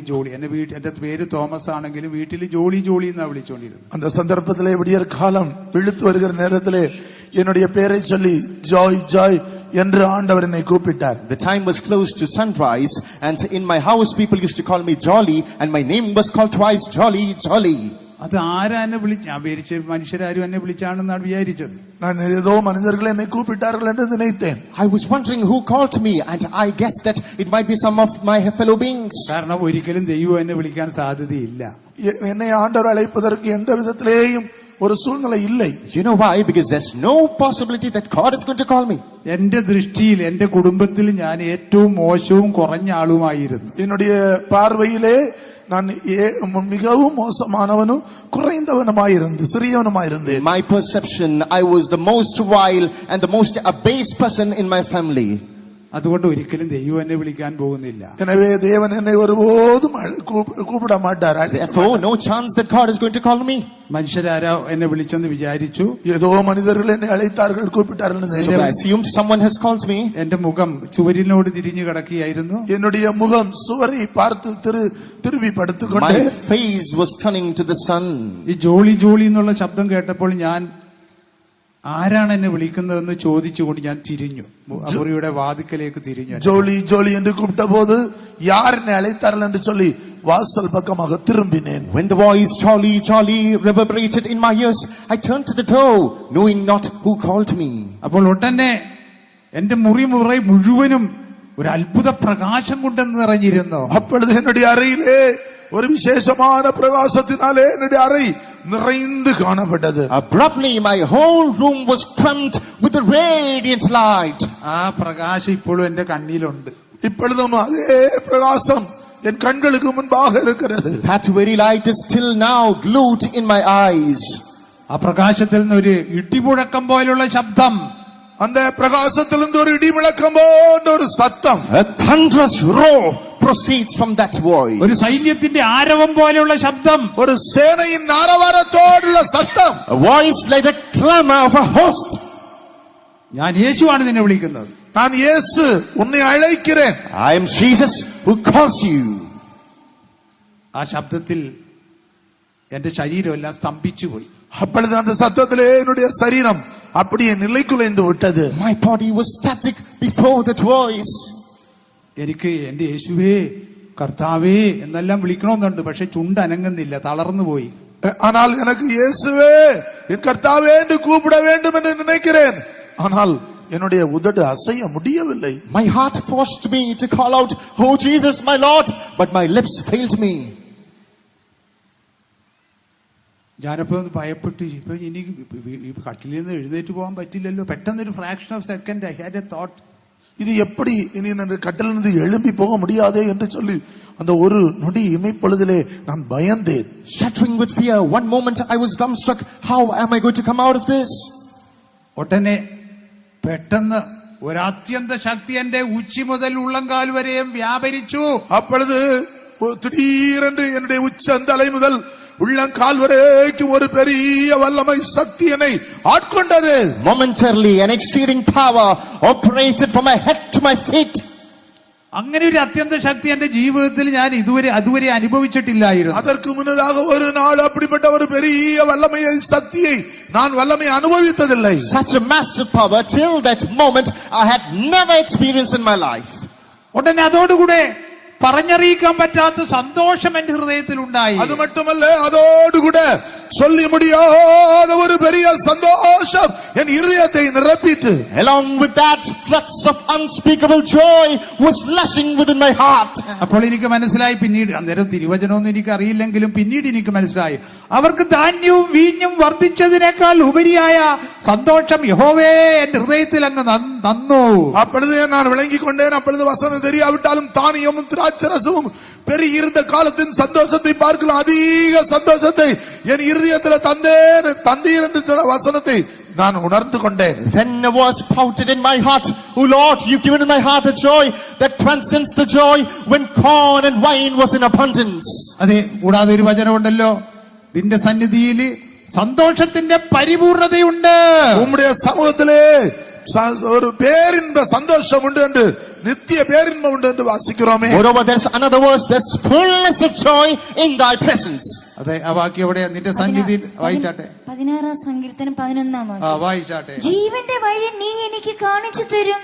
നിന്റെ സന്നിധിയിൽ സന്തോഷ പരിപൂർണതയും നിന്റെ വലത്തുഭാഗത്ത് എന്നും പ്രമോദങ്ങളും ഉണ്ട്. അതെ, ആ വചനമാണ് എന്റെ ജീവിതത്തിൽ നിറവേറിയത്. அந்த வசனம் தான் என்னுடைய ஜீவியத்தில் நிறைவேறியது. ദൈവരാജ്യം ഭക്ഷണവും പാനീയവുമല്ല, നീതി സമാധാനം പരിശുദ്ധാത്മാവിലുള്ള സന്തോഷം. தேவனுடைய ராஜ்யம் புசிப்பும் குடிப்பும் அல்ல, அது நீதியும் சமாதானமும் பரிசுத்த ஆவியினாலே உண்டாகிற சந்தோஷமா இருக்கிறது. The kingdom of God is neither meat nor drink, but it is peace, joy and love of the Holy Ghost. അതെ, എനിക്കറിയില്ല, ഞാൻ പരിശുദ്ധാത്മാഭിഷേകം പ്രാപിച്ചതാണ്. എനിക്കത് അറിയില്ലായിരുന്നു. எனக்கு தெரியவில்லை, ஆனால் அது பரிசுத்தாவின் அபிஷேகத்தை நான் பெற்றுக்கொண்டது. I did receive the anointing, but I didn't know this. എനിക്ക് പരിശുദ്ധാത്മാഭിഷേകം പ്രാപിച്ചു ഞാൻ അന്നേരം. എനിക്കത് അറിയില്ല. பரிசுத்தாவின் அபிஷேகம் பெற்றுக்கொண்டேன் என்று எனக்கு தெரியவில்லை. I received the Holy Ghost, but I failed to understand the same. അന്ന് ഞാൻ അന്യഭാഷ പറഞ്ഞില്ല. அன்றைக்கு நான் அந்நிய பாஷை பேசவில்லை. That day I didn't speak in unknown tongues. അന്യഭാഷ പിന്നീട് ചില ദിവസങ്ങൾ കഴിഞ്ഞിട്ടാ പറഞ്ഞത്. சில நாட்களுக்கு பிறகுதான் அந்நிய பாஷை எனக்கு உண்டாயிற்று. എന്നാൽ അന്ന് ഞാൻ പരിശുദ്ധാത്മാഭിഷേകം പ്രാപിച്ചു. அன்றைக்கு பரிசுத்தாவினுடைய வல்லமையை நான் But பெற்றேன். that day I received the power of the Holy Ghost.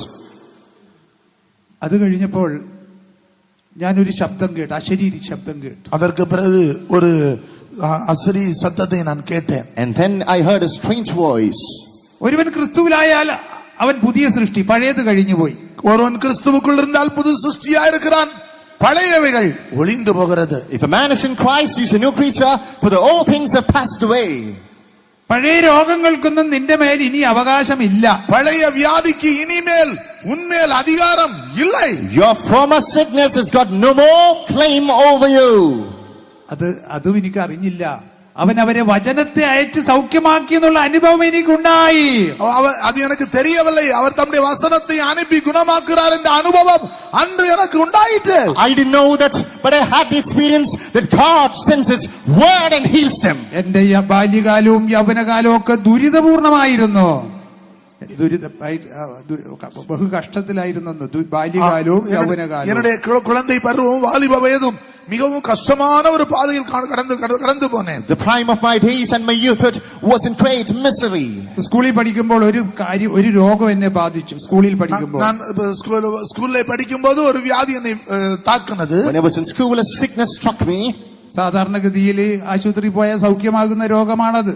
அது சாதாரண விஷயமாக ஹாஸ்பிடல் போனால் சுகமாகக்கூடிய வியாதி தான். Usually that's a disease that one could find cure when he or she visits the hospital. എന്നാൽ എന്റെ ജീവിതത്തിൽ അതൊരു തീരാ ക്രോണിക് ഡിസീസായി മാറി. அது என்னுடைய வாழ்க்கையிலே தீராத ஒரு வியாதியாக மாறிவிட்டது. But that started to become an unending chronic disease in my life. അതിനെ ചികിത്സിച്ച് വേറെ 4 രോഗങ്ങളും കൂടെ എന്നെ ബാധിച്ചു. அதற்கு பலவிதமான அதற்கு பரிகாரங்களை தேடி அதன் நிமித்தமாக 4 வியாதிகள் வந்து விட்டது. As a consequence of a fleet of treatments, another 4 diseases were piled upon.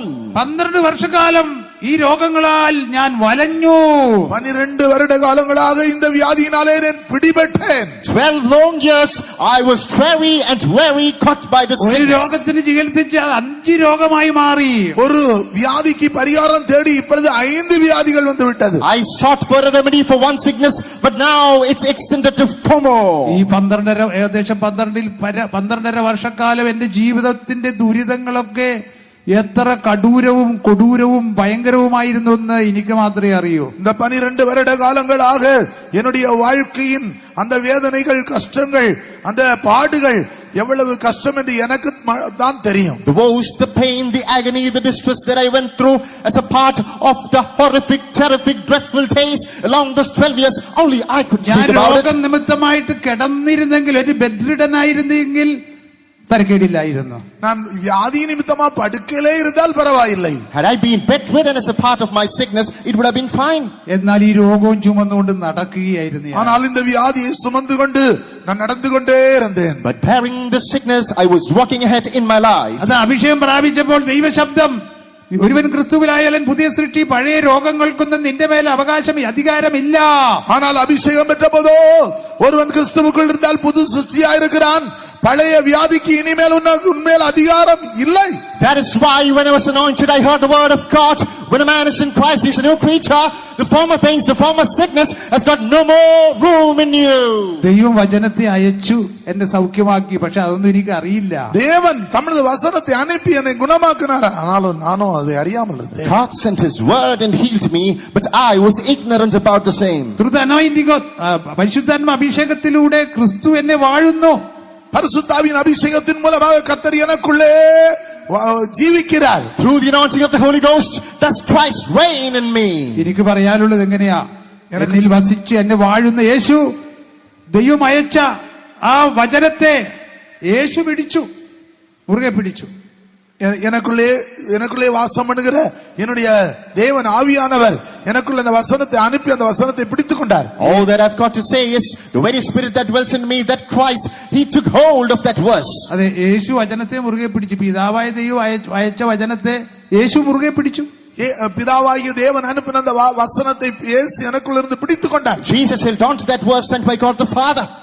എനിക്ക് പൂർണ്ണ വിശ്വാസം എന്റെ എല്ലാ രോഗവും സൗഖ്യമായെന്ന്. எனக்கு பெரிய விசுவாசம் என்னுடைய வியாதி முழுவதும் என்னை விட்டு போய் I firmly believed that now all my sicknesses are made whole. രോഗത്തിന്റെ ചില ലക്ഷണങ്ങളൊക്കെ ഉണ്ടായിരുന്ന നേരം, வியாதியுடைய சில அடையாளங்கள் காணப்பட்டது. Symptoms of disease still exist yet.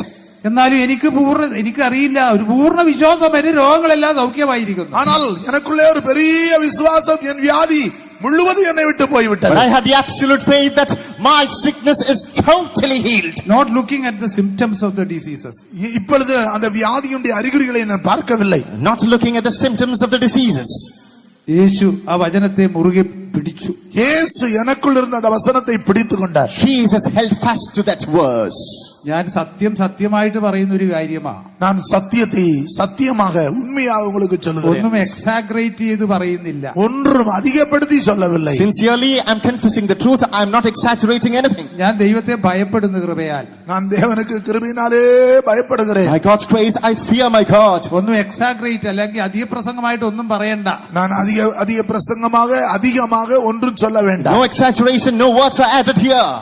ഉള്ള കാര്യങ്ങൾ അല്പം കുറച്ചാണ് സംസാരിക്കുന്നത്. இருக்கிற காரியத்தை கொஞ்சம் குறைத்து தான் சொல்லுகிறேன். True incidents with less intensity I'm speaking now. ഞാൻ ഒരു പാസ്റ്റർമാരുടെ അടുത്തൊന്നും ഞാൻ പോയി പ്രാർത്ഥിച്ചിട്ടില്ല എനിക്ക് ഇന്ന രോഗം ഉണ്ടെന്നതിന് ശേഷം. ഈ 4 രോഗം ആ രോഗത്തിന് വേണ്ടി പ്രാർത്ഥിച്ചിട്ടേ ഇല്ല. இந்த வியாதிகளுக்காக நான் அதற்கு பிறகு எந்த பாஸ்டர் இடத்திலும் போய் ஜெபித்ததே இல்லை. For the healing of these 4 sicknesses, I haven't visited any pastor for prayer. 44 വർഷമായി ഇന്നും അത് അനുഭവിക്കുന്നു. 44 வருடங்களாக இன்றைக்கும் அதை அனுபவித்துக் கொண்டிருக்கிறேன். ദൈവം അയച്ച വചനത്തെ ക്രിസ്തു എന്നിൽ വസിച്ച് മുറുകെ പിടിച്ച് അത് വിശ്വസിച്ച് പൂർണ്ണ സൗഖ്യമുള്ളവനായി ജീവിക്കുന്നു. எனக்குள்ளே இருக்கிற கிறிஸ்து அவருடைய பிதா வசனத்தை பிடித்துக் கொண்டிருக்கிறார்.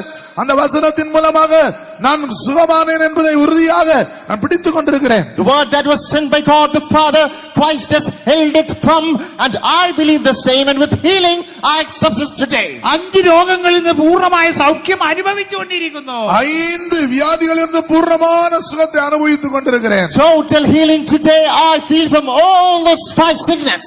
നാളത്തെ കാര്യം എനിക്കറിയില്ല. நாளைக்கு இருக்கிற சூழ்நிலை எனக்கு I don't know what's going to befall me tomorrow. ഇന്നുവരെ എന്നെ സംരക്ഷിച്ച ദൈവം നാളെയും സംരക്ഷിക്കും, ജീവപര്യന്തം സംരക്ഷിക്കും. இதுவரை என்னை நடத்தின தேவன் இனிமேலும் என்னை நடத்துவார், கடைசி வரை நடத்துவார். But I know that God who preserved me so far, He will lead me tomorrow till the end of my day. നമ്മുടെ കുറിവാക്യത്തിലേക്ക് വരാം. நம்முடைய ஆரம்ப வசனத்திற்கு வருவோம். Let's return to the key verse. ഉപവാസത്തോടും പ്രാർത്ഥനയോടും അഹാവ ആറ്റിനരികെ ഉപവാസമെടുത്ത് പ്രാർത്ഥിച്ചു.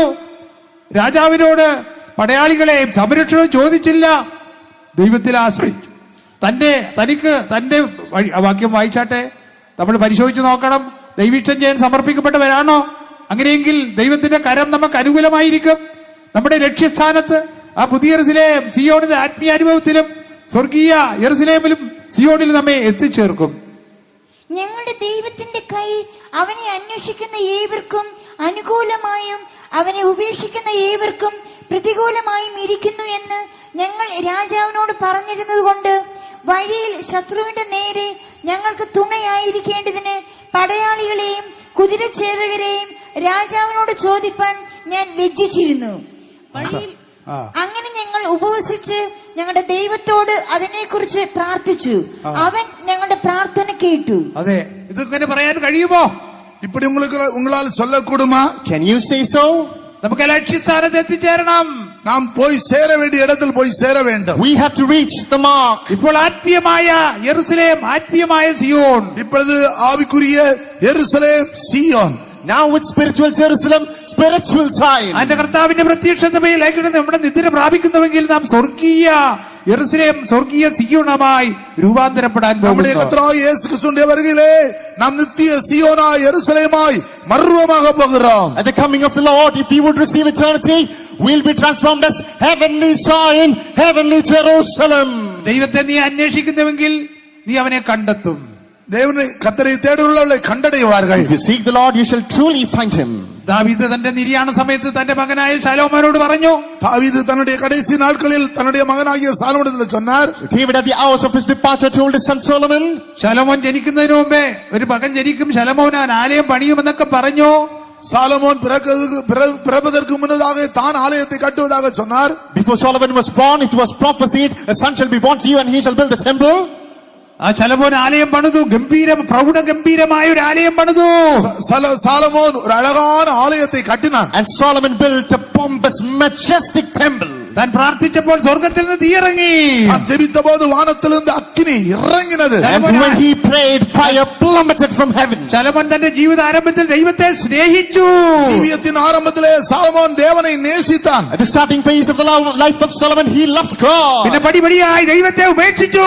ஆனால் அதற்கு பிறகு படிப்படியாக தேவனை விட்டு விலகினான். But later, step by step, he started to forsake her. ദാവീദ് രാജാവ് തന്റെ നിര്യാണത്തിന് മുമ്പ് ശലോമോനോട് പറഞ്ഞ, മകനെ ശലോമോനെ, மகனே சாலமோனே என்று கடைசி நாட்களில் அவரிடத்தில் பார்த்து சொல்கிறார். King David, before bidding adieu, he looking at his son Solomon, he said, my son Solomon. ദൈവം ഹൃദയത്തെയും മനസ്സിനെയും ശോധന ചെയ്യുന്നവൻ. தேவன் இருதயத்தையும் இருதயத்தின் ஆழத்தையும் சோதனை ഹൃദയത്തെയും செய்கிறவர். മനസ്സിനെയും மனதையும் சோதனை செய்கிறவர். God examines the heart and the mind. നീ അവനെ അന്വേഷിക്കുന്നുവെങ്കിൽ അവനെ കണ്ടെത്തും. நீ அவரை தேடினால் அவர் உனக்கு தென்படுவார். If you seek him, you shall find him. നീ അവനെ ഉപേക്ഷിക്കുന്നുവെങ്കിൽ ദൈവം നിന്നെ എന്നേക്കും ഉപേക്ഷിച്ചു കളയോ. நீ அவரை கைவிட்டால் என்னென்றைக்கு அவர் உன்னை கைவிடுவார். But if you dare to forsake him, the Lord shall forsake you forever. അവസാനം പറഞ്ഞത് സംഭവിച്ചു. கடைசி சொன்ன காரியம் சம்பவித்து The விட்டது. final statement realized. നമ്മുടെ ദൈവം മഹാകരുണയുള്ള ദൈവമാ.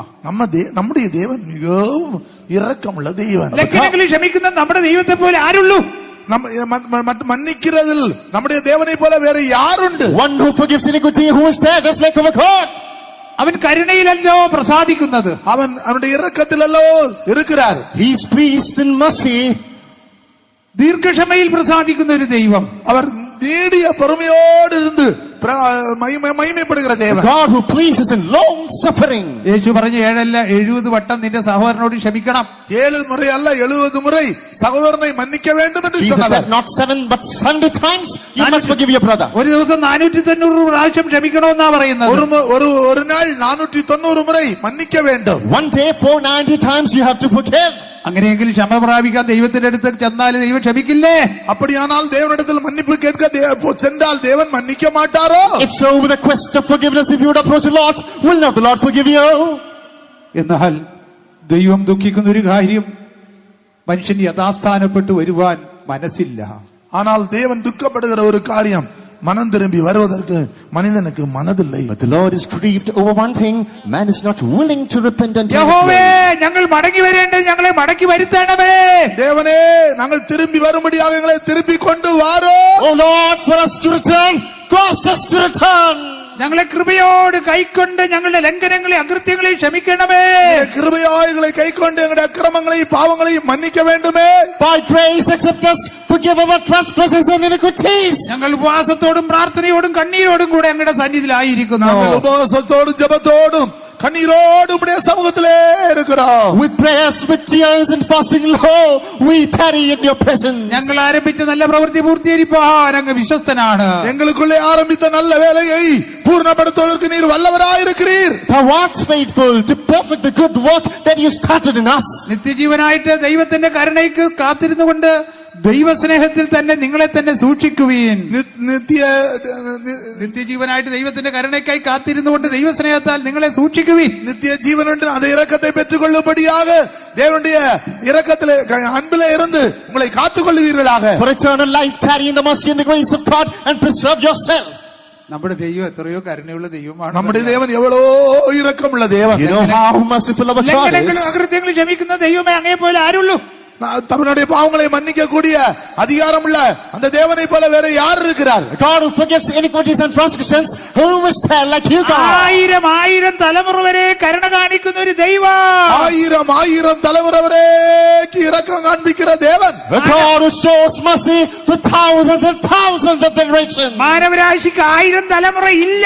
மனிதனுக்கு 1000 தலைமுறை இல்லை. Human race won't last for 1000 generations. നമ്മുടെ ദൈവം 1000 തലമുറകളെ കരുണ കാണിക്കുന്ന കൃപ കാണിക്കുന്ന ദൈവം. ஆனாலும் நம்முடைய ஆண்டவர் 1000 தலைமுறை வரைக்கு இரக்கம் காண்பிக்கிறவர். ദൈവമൈതലേ, നിന്റെ ആയുഷ്കാലം മുഴുവനും ദൈവത്തിൽ ആശ്രയിക്കുന്നുവെങ്കിൽ കരുണയും കൃപയും നിന്നെ സംരക്ഷിച്ച് യഥാസ്ഥാനപ്പെടുത്തി പണിത് നിന്നെ പൂർണ്ണപ്പെടുത്തും. ഈ വചനങ്ങളാൽ ദൈവം നമ്മെ അനുഗ്രഹിക്കും. அருமையான தேவனுடைய பிள்ளையே, நீ ஆண்டவருக்கு ஒப்பு கொடுப்பாயானால் ஆண்டவருடைய ஆயுசு நாட்கள் முழுவதும் இரக்கத்தையும் கிருபையும் காண்பித்து ஜீவியத்திலே கட்ட வேண்டிய பகுதிகளை கட்டி போய் சேர வேண்டிய இடத்துக்கு சரியான இடத்துல கொண்டு போய் சேர்ப்பாராக. Dear people of God, if you trust in the mercy and the grace of God, the Lord shall surely take you to the destination, filling your days with mercy and goodness.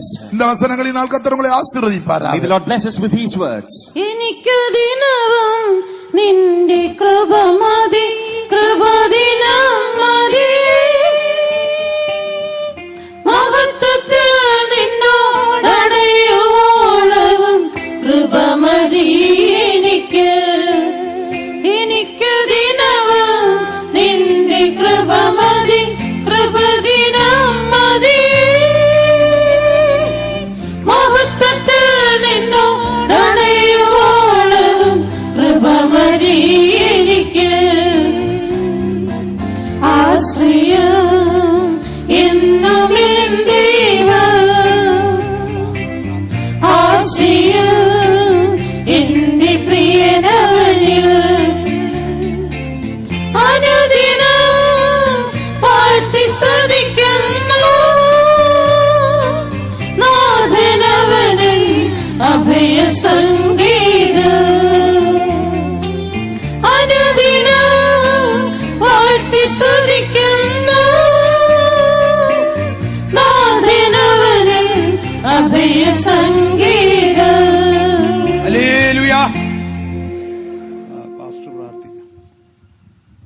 ஸ்தோத்திரம், ஸ்தோத்திரம், ஸ்தோத்திரம், ஸ்தோத்திரம். எங்களை அருமையாய் நேசிக்கிற நல்ல ஆண்டவரே, உம்மை நாங்கள் நன்றியோடு ஸ்தோத்திரிக்கிறோம், துதிக்கிறோம் ஆண்டவரே. இன்றைக்கும் கர்த்தாவே, அழைத்த மனிதன் மேல் இருக்கிற உம்முடைய அன்பை வெளிப்படுத்தின தயவுக்காக ஸ்தோத்திரம் கர்த்தாவே. காலங்களாய் பாழாய் கிடந்த இடங்களை கட்டும்படியாக கர்த்தர் அந்தந்த வேளைகளில் கர்த்தாவே இரட்சகர்களை எழுப்பி கிரியை செய்த தேவன் இன்றைக்கும் ஆண்டவரே கர்த்தாவே, கட்டப்பட்ட ஒரு பகுதி கட்டப்பட்டிருந்தாலும் மதில்கள் கட்டப்படாமல் இருந்தபடியினால் எஸ்ராவின் நாட்களிலே ஆண்டவரே நீர் உம்முடைய தயவுள்ள கரத்தை நீட்டி இரக்கத்தை கட்டளையிட்டு ஆண்டவரே உம்முடைய மகாபெரிய இரக்கத்தின் மூலமாக அந்த வேலையை செய்து முடித்தது போல எங்களுக்குள்ளேயே ஆரம்பித்த அந்த வேலையை செய்து முடிக்கும்படியாக நாங்கள் கடந்து போக வேண்டிய இடத்தில் கடந்து போகும்படியாக எங்களுக்குள்ளே இன்றைக்கும் ஆவியானவர் செய்த செயலுக்காக நன்றியோடு உம்மை துதிக்கிறோம் கர்த்தாவே. எங்களுடைய ஜீவியத்திலே கட்ட வேண்டிய பகுதிகள் கட்டப்படும்படியாக எங்களுடைய வாழ்க்கையில் வருகிற சோதனைகள் போராட்டங்கள் மத்தியிலே ஆண்டவரே எப்படி எங்களுக்கு ஜெயத்தை கொடுக்கிறீர் என்பதையும் அந்த ஜெயத்தை நாங்கள் அனுபவிக்கும்படியாக என்ன செய்ய வேண்டும் என்பதையும் எங்களோடு நீர் இடைப்பட்டீர், அதற்காக நன்றி செலுத்துகிறோம் கர்த்தாவே. எங்கள் மேல் உம்முடைய இரக்கங்கள் மகா பெரிதா இருக்கிறபடியால் நன்றியோடு துதிக்கிறோம். கடந்த காலங்களில் எல்லாம் எங்களுக்கு வந்த சோதனை போராட்டங்களின் மத்தியில் பல சந்தர்ப்பங்களில் தடுமாறும் போதெல்லாம் நீர் எங்களை சந்தித்தீர் ஆண்டவரே, எங்களை பாக்கியவான்களாய் மாற்றினீர் ஆண்டவரே.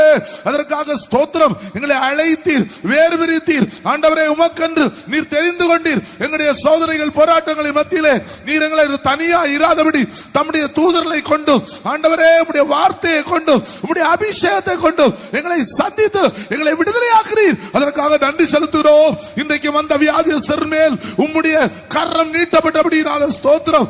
5 கொடூரமான வியாதிகளை உம்முடைய வசனத்தை அனுப்பி கர்த்தாவே தம்முடைய மகனுக்குள் இருந்து அந்த வசனத்தை பிடித்துக் கொண்டிருந்த தேவ ஆவியினாலே கொடுத்த ஜெயத்தை போல இன்றைக்கு ஒவ்வொருவரும் கொடுத்த கர்த்தருடைய வார்த்தையை பிடித்து விடுதலையை பெற்றுக் கொண்டபடியினால ஸ்தோத்திரம் கர்த்தாவே.